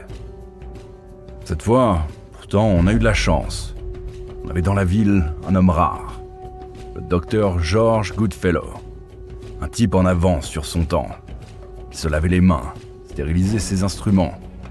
Des choses qui paraissent évidentes aujourd'hui, mais qui à l'époque faisaient de lui un original, ou un génie. Grâce à lui, les frères ont survécu. Et pendant qu'ils luttaient pour leur vie, moi j'étais dehors, à me demander si tout ça valait encore le coup. Les gens venaient me féliciter, me serrer la main. Mais pas tous. Certainement pas Ike Clanton. Il était tombé de son piédestal. L'ancien chef des cow-boys était devenu le paria de la ville. Il avait déclenché une fusillade et il avait perdu. Il avait été totalement humilié. Et il était furieux. Furieux pour 1000 raisons. Sa haine ancienne envers nous, le fait qu'il ait dû fuir le combat, et surtout que son frère ait été tué. Il était dévoré par un désir de vengeance. Ike pensait sûrement que ses jours de chef étaient terminés. Mais peu importe ce que pensaient les autres, il n'allait nulle part. Et c'est là qu'il a fait quelque chose de totalement inattendu.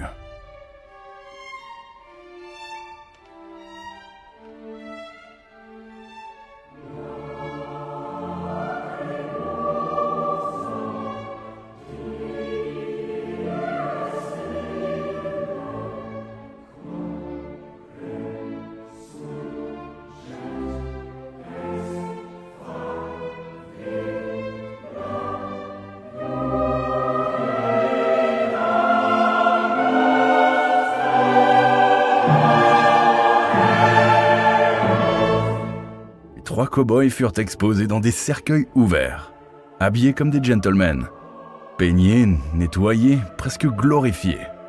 Et au-dessus d'eux, une pancarte, assassinés dans les rues de Tombstone. De la pure propagande, mais une mise en scène puissante. Ils voulaient retourner l'opinion contre nous. Et vous savez quoi? Ça a marché. Ike voulait faire entendre sa version de l'histoire au plus grand nombre. Alors, il a utilisé la presse.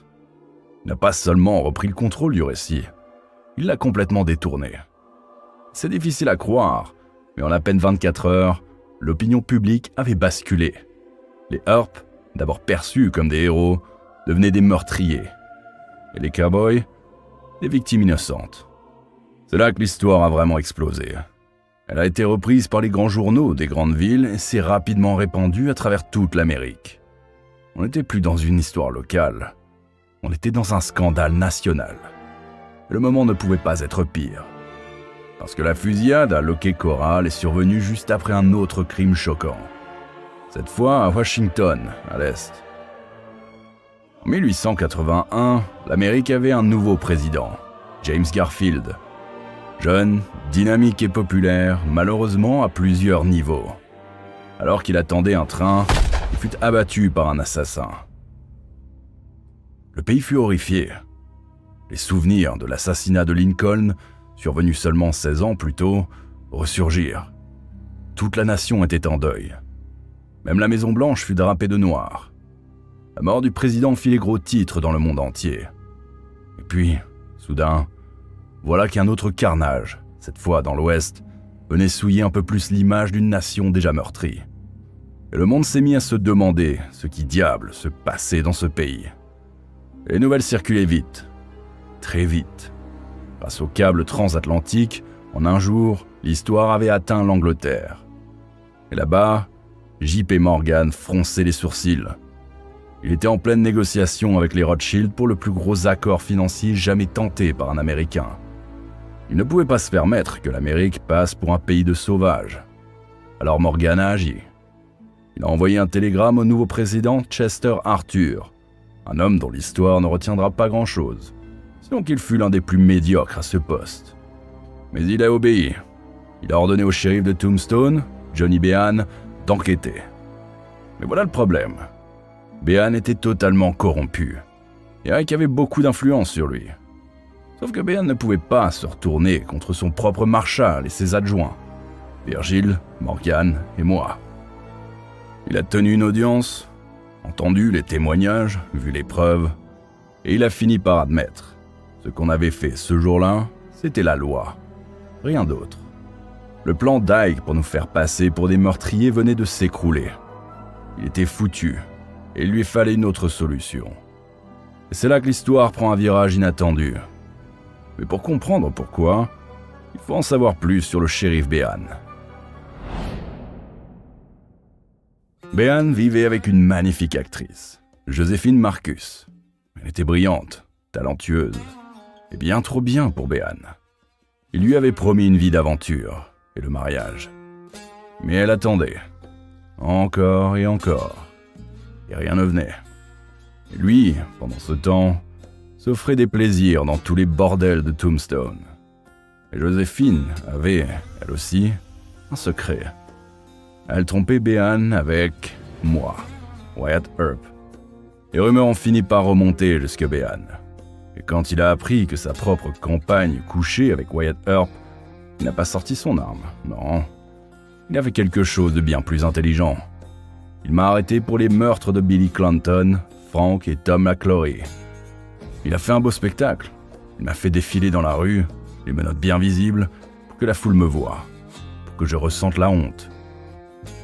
Ike Clanton avait eu sa revanche, et désormais, Behan m'accusait, ainsi que mes frères et Doc Holliday, de meurtre à Loque Coral. Si vous deviez nommer un héros du Far West, je serais probablement en tête de votre liste. J'étais un type bien, toujours du bon côté de la loi. N'est-ce pas? Faux. En à peine 3 jours après la fusillade à Loque Coral, j'ai été arrêté pour meurtre. Et je n'étais pas le seul. Virgil et Morgan furent placés en résidence surveillée pendant qu'ils se remettaient de leurs blessures. Et Doc Holliday le fut, lui aussi, inculpé pour meurtre. En seulement 72 heures, nous étions passés du statut de héros à celui d'accusé de meurtre, prêt à être pendu. Mais heureusement pour nous, nous avions des amis haut placés. Laissez-moi vous expliquer. Voyez-vous, tout le monde ne pensait pas que Doc et moi devions être en prison. Tombstone était une ville divisée. D'un côté, il y avait les partisans des cow-boys, ceux qui profitaient de leurs affaires, comme les tenanciers des saloons et les bouchers. De l'autre, ceux qui en avaient ras-le-bol de ces types qui volaient le bétail et vidaient leurs revolvers dans les rues. Quand on nous a enfermés, ceux qui avaient quelque chose à perdre ont senti le vent tourner. S'ils nous laissaient croupir en tôle, Ike Clanton et sa bande allaient tout brûler. Alors, ils ont mis la main à la poche, trouvé un avocat, quelqu'un qui saurait retourner la situation. Cet homme, c'était Thomas Fitch. Avocat et acteur à ses heures perdues, Fitch avait été journaliste, romancier, impresario de théâtre, dramaturge, avocat, acteur, un vrai touche-à-tout, maître dans aucun domaine. On pourrait croire qu'un homme aux carrières multiples ne sait pas ce qu'il veut faire de sa vie. Mais Fitch, lui, savait ce qu'il voulait. Être grand, adoré du public. Alors, quand on lui a dit que cette affaire ferait la une de tous les journaux, il a sauté sur l'occasion. La première chose qu'il fit fut de lever des fonds pour payer notre caution. Mais faire abandonner les accusations de meurtre serait une toute autre histoire. Fitch voulait à tout prix éviter un procès, pensant que le jury serait influencé par les cow-boys et que, peu importe les preuves, il nous condamnerait pour meurtre. Son plan était simple. Présenter les faits lors de l'audience préliminaire et prouver que les preuves contre nous étaient si faibles qu'un procès n'était pas nécessaire. Ça avait l'air simple, non? Eh bien, ça ne l'était pas. Tout était en place pour un nouveau duel entre nous et Ike Clanton. Sauf que cette fois, le monde entier regardait. La fusillade à Lockheed Corral avait fait tellement de bruit que des journalistes affluaient de partout pour envoyer leurs articles aux lecteurs de l'Est, friands d'histoire de l'Ouest sauvage qu'ils lisaient dans les romans bon marché ou les journaux. Pour eux, l'Ouest, c'était le mythe, l'aventure, le romantisme, les opportunités. Mais ce qui rendait ce procès spécial, c'est qu'il renversait tout. Cette fois, ce sont les hommes de loi, les bons, qui étaient accusés de meurtre, et les cow-boys, les méchants, qui étaient les victimes. C'était comme si le monde était devenu fou. Normalement, dans une affaire de meurtre, c'est le procureur général qui dirigeait l'accusation. Mais Ike ne lui faisait pas confiance. Il engagea donc le meilleur avocat de Tombstone, Ben Goodrich.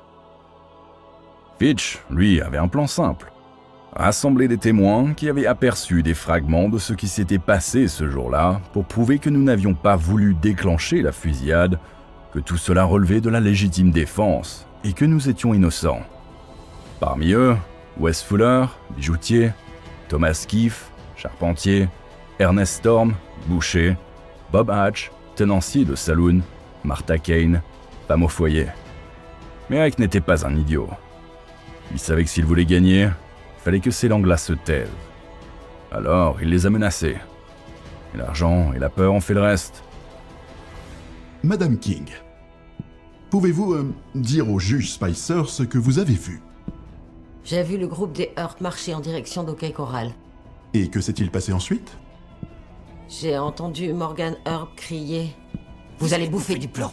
Les témoins se sont mis à raconter autre chose, que les cow-boys allaient rendre leurs armes, qu'on avait tiré les premiers, qu'on avait tué de sang-froid. Et plus ils parlaient, plus les journaux se régalaient. Du jour au lendemain, on était devenus les méchants de l'histoire. L'Amérique lisait nos noms, non plus comme ceux d'hommes de loi, mais comme ceux de tueurs qui faisaient régner leur loi avec un colt sur la tempe. Ce procès est devenu bien plus qu'une simple histoire de fusillade. Et j'en prenais parti. Et Ike, il savait qu'il ne parlait plus seulement au juge, mais à tout le pays. Mais ce qu'il ne comprenait pas, c'est qu'il réveillait des fantômes plus vieux que nous tous. Voici ce que vous devez comprendre. La guerre de sécession s'était terminée 16 ans plus tôt. Le Nord avait gagné, le Sud avait perdu, et l'on espérait que tout rentrerait dans l'ordre. Mais c'était un faux espoir. Beaucoup de sudistes ne voulaient pas vraiment réintégrer les États-Unis. Dans l'Amérique d'après-guerre, de nombreux sudistes se voyaient comme un peuple assiégé, occupé, détestant le gouvernement fédéral qui, selon eux, dirigeait leur vie. Ces ressentiments furent transportés à l'ouest par ceux qui quittaient le sud. Beaucoup de ceux qui se dirigeaient vers l'ouest étaient d'anciens soldats confédérés qui cherchaient des territoires où ils pouvaient vivre comme ils l'entendaient, comme en Arizona. Cela incluait les cow-boys menés par le père d'Ike Clanton qui avait combattu pour le sud, tandis que nous, les Earp, venions du nord. Virgil avait même combattu pour l'Union. D'une certaine manière, ce procès était un procès nord contre sud.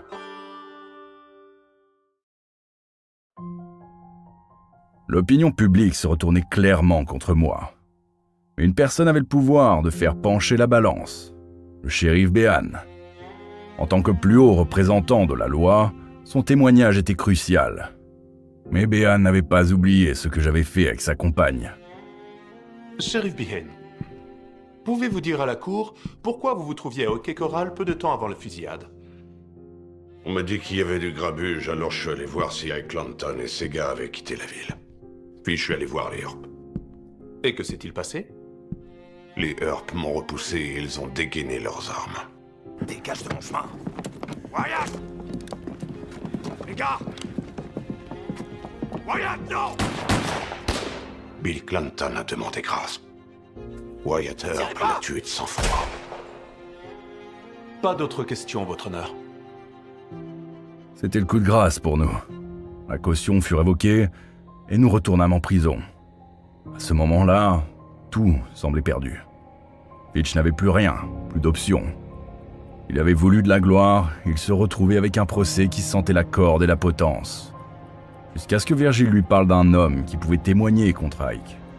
Vous vous souvenez de cet homme qui avait entendu Ike jurer à son frère qu'il tuerait mes frères et moi? Son nom était H.F. Seals. Il était étranger en ville, sans lien ni avec les cow-boys ni avec les Earp, ce qui faisait de lui un témoin impartial. De plus, une rumeur disait qu'il souffrait de tuberculose, une condamnation à mort à l'époque, et il n'avait donc aucune raison de craindre les représailles des cowboys.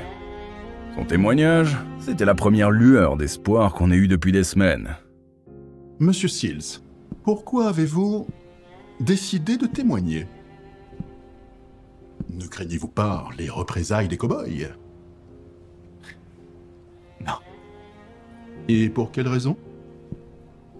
Parce que je suis moi. Pouvez-vous dire à la cour ce que vous avez entendu dire avant que la fusillade ne débute? J'ai vu 5 ou 6 hommes qui attendaient devant le corral. L'un d'entre eux parlait des ennuis qu'il avait avec Wyatt Earp. Pouvez-vous montrer cette personne à la cour? Cette personne a-t-elle dit autre chose? Il a aussi dit: il faut qu'on tue les Earp et cet enfoiré de Doc Holliday aujourd'hui.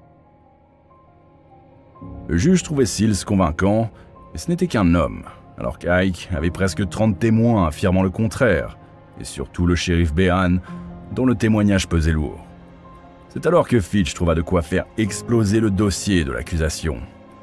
Il trouva Winfield Scott Williams, l'assistant du procureur, qui était aux côtés de Behan quand il avait pris la déposition de Virgile après la fusillade.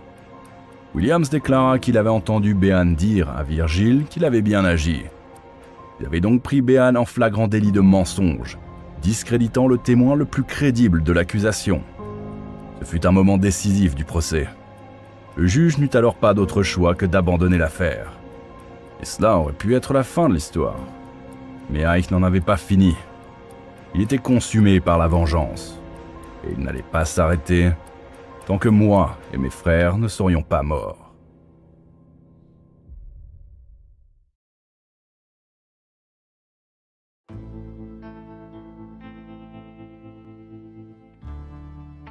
Après la fin des audiences, toute la ville célébrait notre victoire. Et, chose étrange, les cowboys avaient comme disparu. Plus personne ne les voyait. La rumeur courait en ville qu'ils s'étaient dispersés. Mais une autre rumeur disait qu'ils se regroupaient, prêts à se venger. Tombstone était redevenue une ville paisible. Et tout cela grâce à nous. Morgan et Virgile s'étaient remis de leurs blessures, et les gens parlaient déjà de moi comme d'une légende vivante. Même Doc Holliday recevait des éloges.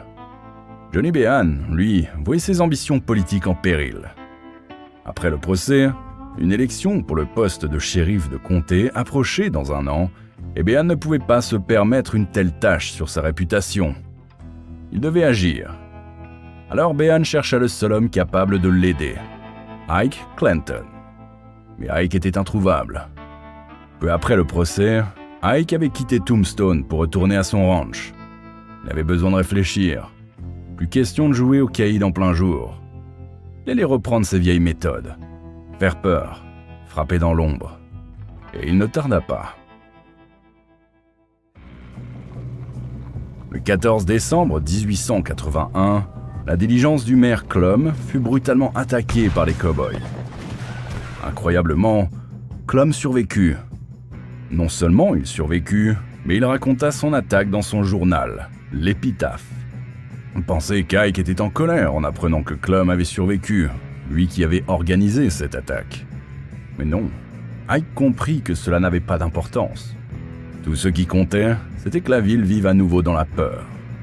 Et cette peur, c'était ce dont Ike avait besoin pour reprendre le contrôle de Tombstone. Ike décida de rendre ce Noël inoubliable. Au lieu de cartes de vœux, il envoya des menaces de mort. Il envoya des menaces anonymes au juge Spicer, à Tom Fitch et probablement à d'autres, les avertissant qu'il figurait sur sa liste noire. Tombstone devenait dangereuse. Le maire Clum comprit le message. Il fit ses valises et quitta la ville pour la Californie. Quant à nous, partir? Non. Nous étions des hommes de loi. Nous n'allions pas fuir devant une bande de hors-la-loi. C'était une question de principe. Quand Ike apprit que nous ne comptions pas partir, il passa à l'offensive. Dans la nuit du 28 décembre 1881, alors que mon frère Virgile marchait vers sa maison, il fut pris en embuscade dans l'obscurité. Il fut grièvement blessé par des tirs de fusil de chasse. Touché à plusieurs reprises, il était entre la vie et la mort. Son bras gauche était réduit en miettes. D'autres tirs avaient transpercé son dos, touchant ses reins, son foie et sa colonne vertébrale. Il fut pris en charge par George Goodfellow, le même médecin qui l'avait soigné après la fusillade de Loquet Corral 2 mois plus tôt. Incroyablement, Virgile survécut, mais il resta handicapé à vie. Tout le monde savait que les cow-boys étaient derrière l'attaque. Alors j'ai monté une équipe pour les arrêter.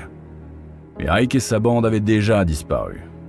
C'est à ce moment-là que l'histoire prit un nouveau tournant. Les cow-boys commencèrent à braquer les diligences. Et contrairement au premier braquage qui n'avait pas été approuvé par Ike, cette fois-ci, il était pleinement impliqué. Le 6 janvier, les cowboys attaquèrent une diligence Wells Fargo quittant Tombstone, volant un coffre-fort contenant près de 7000 $. Le lendemain, ils braquèrent une autre diligence entrant à Tombstone, dépouillant tous les passagers, y compris le chef des détectives de Wells Fargo. Au total, les cow-boys braquèrent entre 6 et 8 diligences dans le territoire de l'Arizona. Pour Wells Fargo, cela dissuadait les clients d'utiliser leurs services.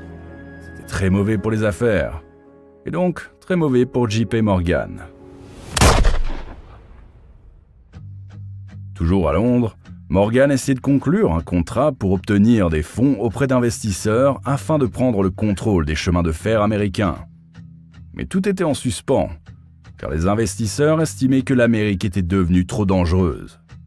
Morgan ne comprenait pas pourquoi le président ne faisait rien. Il savait que sa seule chance de conclure son affaire était de rentrer en Amérique pour régler le chaos. De retour, JP Morgan utilisa son arme favorite, son influence. Il avait contribué à l'arrivée au pouvoir du président Chester Arthur, ce qui lui donnait beaucoup de poids. Comme toujours, celui qui signe les chèques décide des politiques, même celles des présidents. Et à cette époque, cet homme, c'était JP Morgan. Par conséquent, peu après le retour de Morgan, le président Arthur décida soudainement de prononcer un discours devant le Congrès, demandant l'autorisation d'envoyer l'armée contre les cow-boys. Vous vous demandez peut-être pourquoi un président devait demander une autorisation au Congrès. Eh bien, il en avait besoin, car cela était illégal. Pour maintenir la paix entre le Nord et le Sud, après la guerre de sécession, le gouvernement avait adopté le Posse Comitatus Act, interdisant l'utilisation des troupes fédérales comme force de police à l'intérieur des États-Unis, afin d'éviter que l'armée interfère dans les affaires civiles. Mais tout explosa au visage du président. Le discours fut un désastre. Son parti, les Républicains, n'ayant pas la majorité au Congrès, il n'avait aucune chance que les représentants du Sud soutiennent cette mesure, perçue comme l'envoi d'une armée en Arizona, considérée comme un bastion sudiste. Pire encore, lorsque les journaux eurent vent de ce discours, ils alimentèrent la peur en parlant d'une guerre des cowboys.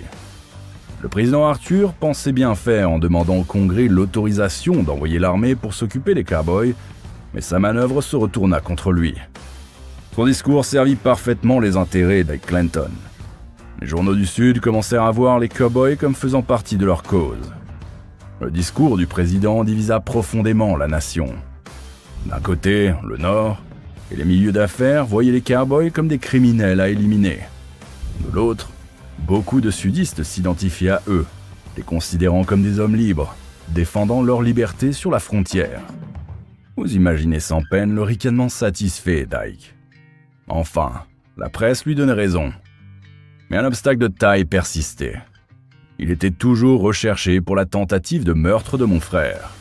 Et moi, dans l'ombre, j'avais mis la main sur son repère. Coincé entre son triomphe médiatique et la menace que je représentais, Ike, enhardi par les journaux, mais toujours terrifié à l'idée de me retrouver face à lui, fit alors l'inconcevable. Il choisit la prison. Il se rendit de lui-même. Et pourquoi Ike se rendrait-il ? Eh bien, premièrement, cela le protégeait de moi. Mais surtout, il voulait blanchir son nom, plaider son innocence dans l'attaque contre Virgile. Et il le fit. Au tribunal, Ike déclara que, la nuit de la tentative d'assassinat, il se trouvait à Charleston. Et il présenta 7 témoins confirmant son alibi. Et ce fut tout. L'affaire fut classée, Ike fut libéré. Je vous jure, j'ai cru devenir fou. Ike venait d'échapper à la justice pour avoir tenté de tuer mon frère, tandis que moi, un homme de loi honnête, j'étais qualifié de meurtrier dans certains cercles. Et c'était bien là mon problème. Je pensais qu'il suffirait de ramener Ike devant un tribunal pour que justice soit faite. Mais j'avais tort, car ce qui allait arriver dans quelques jours allait me changer pour de bon. Le 18 mars 1882, j'étais avec Morgan dans une salle de billard. On jouait, on essayait d'oublier. Dehors, la pluie tombait sur Tombstone. La ville semblait presque paisible. Morgan riait, se moquait de ma façon de viser. Et puis, bam! D'un coup, la vitre a explosé derrière lui. Une balle. Une seule. Elle est entrée dans son dos, ressortie par son ventre, l'a projetée contre la table de billard. J'ai entendu son souffle, court, rauque, le sang qui coulait sur le sol. Il m'a regardé, juste une seconde, avec cette incompréhension dans les yeux, puis il s'est écroulé. Le docteur Goodfellow arriva en quelques minutes, mais c'était trop tard. Moins d'1 heure après, Morgan était mort. C'était mon petit frère, et à cet instant, quelque chose s'est brisé en moi. La justice, la loi, tout ça, je n'y croyais plus. À partir de ce moment-là, j'ai décidé qu'il n'y aurait plus de procès, plus de juges, plus de témoins. J'allais les trouver, et un par un, j'allais les abattre.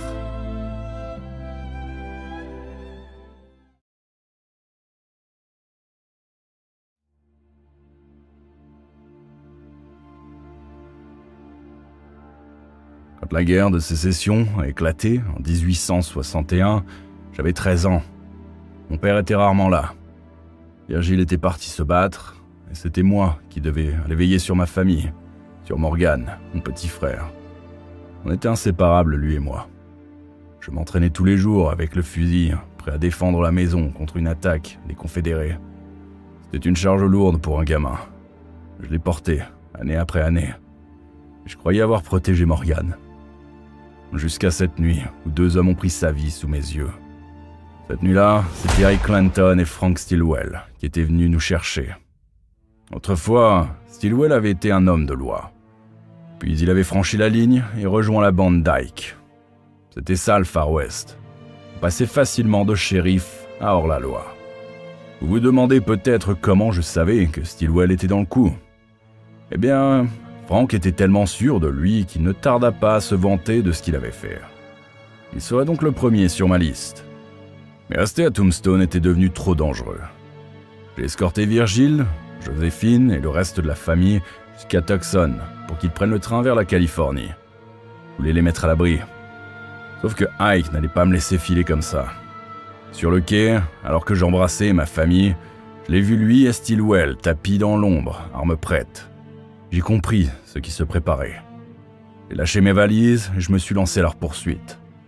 Je courais. Mon cœur battait dans mes oreilles, mon fusil dans les mains. J'ai rattrapé Stillwell. J'ai levé mon arme et j'ai tiré. Quand la fumée s'est dissipée, Stillwell était mort. C'est à ce moment-là que tout a changé. L'homme de loi que j'étais est devenu justicier. Je n'en avais pas fini. Je devais trouver Ike, le faire payer. Mais il avait réussi à filer. Toujours le même. Il parlait, se montrait, mais comme ça chauffait, il fuyait. Il s'était échappé encore une fois. Forcément, un mandat d'arrêt est tombé. Des gens avaient vu Doc et moi courir à la gare, armes au poing, et plus tard, le corps criblé de balles de Frank Stillwell. Et voilà comment, pour la deuxième fois en 5 mois, je me retrouvais accusé de meurtre. Mais cette fois, je ne comptais pas me rendre. J'ai compris qu'il n'y aurait jamais de justice dans les tribunaux d'Arizona. Si je voulais la justice, il faudrait que je la prenne moi-même. Puis une piste m'a mené à la cachette d'Ike. Quand j'y suis arrivé, il n'y était pas. À sa place, j'ai trouvé Florentino Cruz, un voleur de bétail payé 25 $ pour servir d'éclaireur la nuit où ils ont tué Morgan. 25 foutus dollars pour la vie de mon frère. Je lui ai à peine laissé le temps d'ouvrir la bouche. Après c'est la détente, un de moins sur ma liste. Le lendemain, la presse en parlait déjà. 2 morts en 2 jours. Ils ont appelé ça la vendetta des Earp. Puis les journaux de San Francisco ont parlé de la vendetta de l'Arizona. Et bientôt, tout le pays a suivi cette histoire, qui allait devenir la tournée de vendetta. C'est à ce moment que la presse s'est retournée contre moi. Je n'étais plus vu comme un justicier de la frontière, mais comme un hors-la-loi qui alimentait le chaos dans l'Ouest. Pourtant, au milieu de ce déchaînement médiatique, un article est sorti du lot. Le jour même où j'ai descendu Cruz, les dirigeants de Wells Fargo ont accordé une interview à un journal de San Francisco affirmant que la presse était complètement trompée, que nous étions les héros et que les cowboys étaient les criminels. Mais pourquoi Wells Fargo a-t-elle pris ma défense? Eh bien, la raison était simple. L'argent. N'oubliez pas que les cowboys pillaient leur diligence. En voyant les rumeurs noircir ma réputation, Wells Fargo a décidé de rétablir la vérité. Non seulement ils ont dénoncé Ike Clanton comme le chef d'un gang de hors-la-loi, mais ils ont aussi accusé le shérif Behan d'en faire partie. Et cet article a jeté encore plus d'huile sur le feu. Car en déclarant cela dans un journal de San Francisco, Wells Fargo a conforté tous ceux qui croyaient encore en la cause sudiste. Pour eux, ces grandes banques et ces intérêts corporatistes venaient piétiner leur mode de vie, leur liberté. Et désormais, ils le faisaient au grand jour en soutenant un tueur de sang-froid. Non seulement cela, mais ils m'envoyaient même de l'argent. 1000 $ par-ci, 1000 $ par-là, pour entretenir ma vendetta. Oui, vous avez bien entendu. Ils me donnaient de l'argent. Et j'ai dû accepter, car j'étais en fuite, et j'en avais besoin pour payer des informations et des armes. Cela a fait que tout le pays suivait l'affaire, suspendu à chaque rebondissement. Et par-dessus tout, ce climat a ravivé les vieilles fractures entre le Nord qui me soutenait et le Sud qui soutenait les cow-boys. On voyait se dessiner les lignes d'un nouveau conflit entre 2 Amériques. Pour J.P. Morgan, tout cela était un cauchemar. Il comprenait que ma vendetta divisait l'Amérique, et il avait déjà entendu ce genre de rhétorique avant la guerre de sécession, et il devinait trop bien comment cela risquait de finir. Et pendant que le président cherchait quoi faire, ma guerre avec les cow-boys était sur le point de s'intensifier. Personne ne savait comment cela allait finir. Mais une chose était certaine, ni Ike ni moi ne nous arrêterions. Pas avant que l'un de nous soit mort.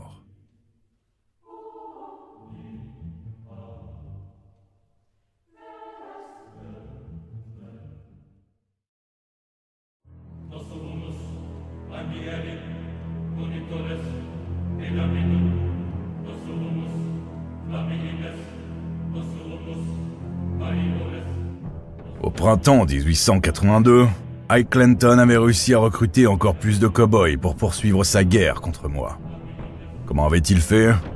Simple, en attisant la colère des gens. Il avait présenté le conflit comme une lutte entre confédérés et Yankees. Même si le Sud avait perdu la guerre de sécession, Cela ne signifiait pas que les anciens soldats confédérés s'étaient effacés sans bruit. Ils étaient amers, rancuniers, méprisaient l'oncle Sam, détestaient le parti républicain du Nord. Pour eux, le Sud aurait toujours dû rester une nation indépendante. Et des territoires, comme l'Arizona, regorgeaient de sympathisants de la cause sudiste. Pendant qu'Ike bâtissait son armée de cow-boys, moi, je constituais la mienne. Dans un ranch appartenant à un de nos artisans, j'ai collecté de l'argent, acheté des provisions, recruté des hommes, trouvé de nouveaux chevaux. Wells Fargo m'a soutenu, parce qu'ils avaient leurs propres raisons. Les cow-boys pillaient leurs diligences, menaçaient leurs lignes. C'était un enjeu financier énorme. Du côté d'Ike, il a teasé les braises du passé, convaincu qu'à partir de ces flammes, le Sud renaîtrait. Avec son armée de cow-boys, Ike rêvait de prendre contrôle de Tombstone pour que la ville soit leur forteresse. Il fallait être soit avec eux, soit contre eux. Et avec cela, le taux de criminalité, notamment les homicides, atteignait des sommets. À cette époque, vivre sur le territoire de l'Arizona revenait à risquer sa vie, comme un soldat d'infanterie pendant la guerre de sécession. Mais Ike ne s'est pas arrêté là. Il voyait plus grand. Il attaqua les compagnies minières et assassina leurs employés.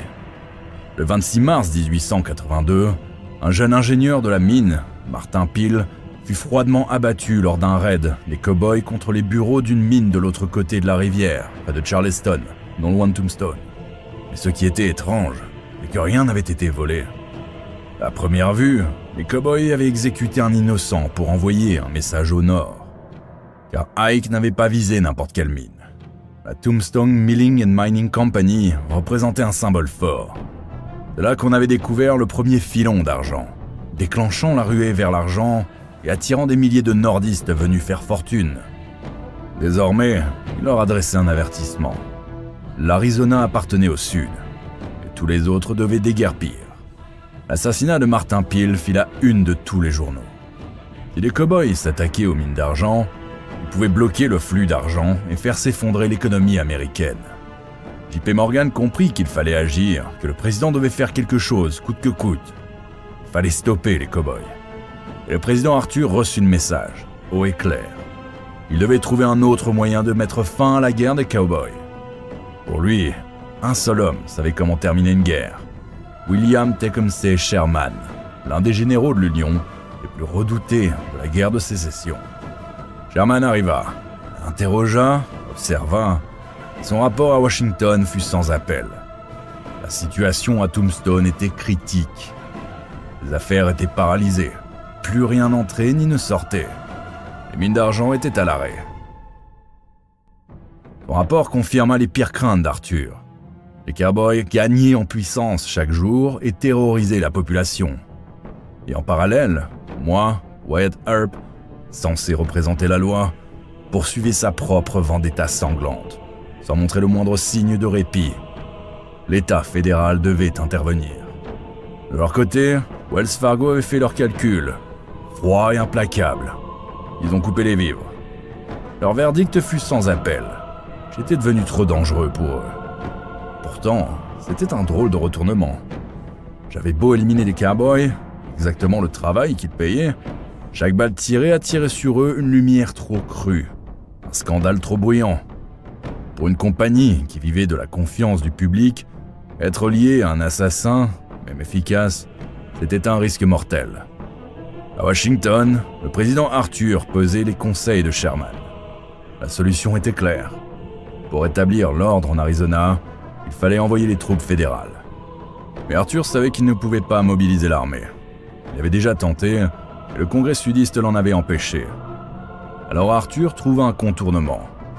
Former une armée locale, les Rangers, sans affiliation politique, ni nord ni sud. Leur seule mission, débarrasser l'Arizona des hors-la-loi.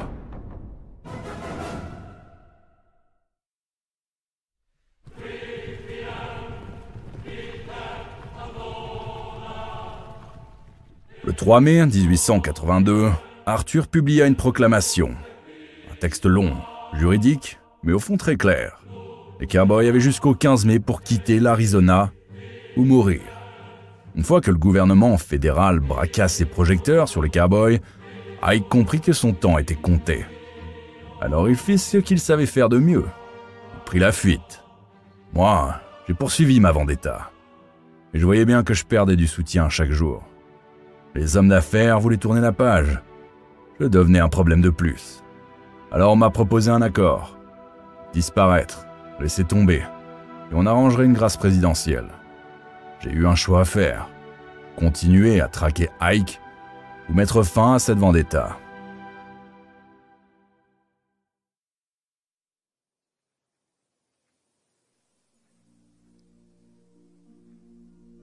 J'ai pensé à Morgan, à la promesse que je lui avais faite.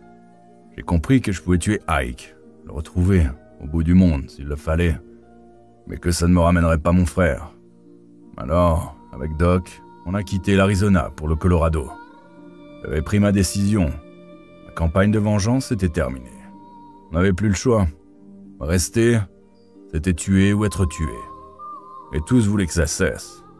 Alors j'ai disparu, en échange de cette grâce promise. Je sais ce que vous vous dites. Pourquoi je ne suis jamais allé jusqu'au bout? Pourquoi je ne l'ai pas retrouvé, ce Ike qui avait déclenché tout ça? Peut-être la peur, peut-être la rédemption. Ça, je ne le saurais jamais vraiment. Avec moi et Ike Clanton partis, la paix revint à Tombstone. La guerre des cowboys était terminée. Ce qui aurait dû être une bonne nouvelle pour JP Morgan et ses investisseurs. Mais ce ne fut pas le cas. La menace de la loi martiale en Arizona avait peut-être éliminé les cowboys, mais elle avait ravivé les vieilles rancœurs au sud. Quand un président impopulaire menace de réprimer une insurrection sudiste par la force, cela fait ressurgir de vieux démons. 5 mois après la proclamation, lors des élections de mi-mandat, le parti républicain d'Arthur subit une défaite écrasante face aux démocrates, le parti du Sud. Arthur, déjà détesté, se retrouva soudainement président sans pouvoir, impuissant devant le fossé grandissant entre le Nord et le Sud. Certains recommençaient même à parler de 2 Amériques. Dans ce climat d'instabilité, JP Morgan en a eu assez. Il a compris qu'il devait changer de stratégie. Alors, il retira discrètement son soutien à Chester Arthur et décida de parier sur un nouvel homme, Grover Cleveland, le gouverneur de New York, qui portait désormais les couleurs démocrates. Ce fut tout le génie de Morgan. Présenter un nordiste comme le candidat du Sud, donnant l'illusion d'une réconciliation tout en consolidant ses intérêts. Avec le soutien financier et l'influence de Morgan, Cleveland remporta l'élection. C'était parfait pour Morgan. Aux yeux de ses investisseurs étrangers, une Amérique réunie redevenait un endroit sûr pour placer son argent. Il put enfin réaliser son grand rêve de racheter les chemins de fer américains. Une fois consolidés, les chemins de fer devinrent les moteurs de l'industrie. Les trains apportèrent plus de gens, de ressources et d'argent dans l'Ouest. Le vaste Far West se transforma, se modernisa, et c'en était fini du Far West sauvage. Tout avait changé. Les vieux hommes de loi, les bandits légendaires, les cowboys, ce monde-là n'existait plus. Et c'est dans ce nouveau monde que j'ai revu Doc, pour la dernière fois. J'avais appris que sa tuberculose revenait en force, et qu'il ne lui restait plus beaucoup de temps. La vie de Doc avait été extraordinaire. Il aurait dû rester dentiste en Géorgie et mourir dans l'oubli. Au lieu de ça, il avait pris un autre chemin et devint l'un des personnages les plus célèbres de l'Ouest américain. Peu après nos retrouvailles, Doc mourut. Il avait seulement 36 ans. Quant à Ike, certains disent qu'il est revenu à Tombstone et a mis le feu à la ville pour envoyer un dernier message. Si Tombstone ne m'appartient pas, personne ne l'aura. Et tout a brûlé. Ironie du sort, le seul vestige qui survécut fut l'enseigne de l'Hockey Corral. Ce qu'on sait, c'est qu'un détective a fini par le retrouver. Et Ike n'a pas fui cette fois. Il est mort, abattu, la même année que Doc. Quant à moi, j'ai épousé Joséphine. On a passé le reste de notre vie ensemble. J'ai tenté de nombreux métiers, joueur, chercheur d'or. J'ai toujours été hanté par ma réputation. L'accusation d'être un meurtrier m'a poursuivi toute ma vie. Et quand j'ai atteint la 60aine, j'ai tenté une dernière fois de laver mon nom dans une petite ville de Californie. J'ai terminé mes jours à Hollywood, à travailler comme consultant sur les premiers westerns. Une chance de raconter ma version de l'histoire. La mort m'a emporté avant que je ne puisse vraiment le faire. Je me suis éteint à 80 ans.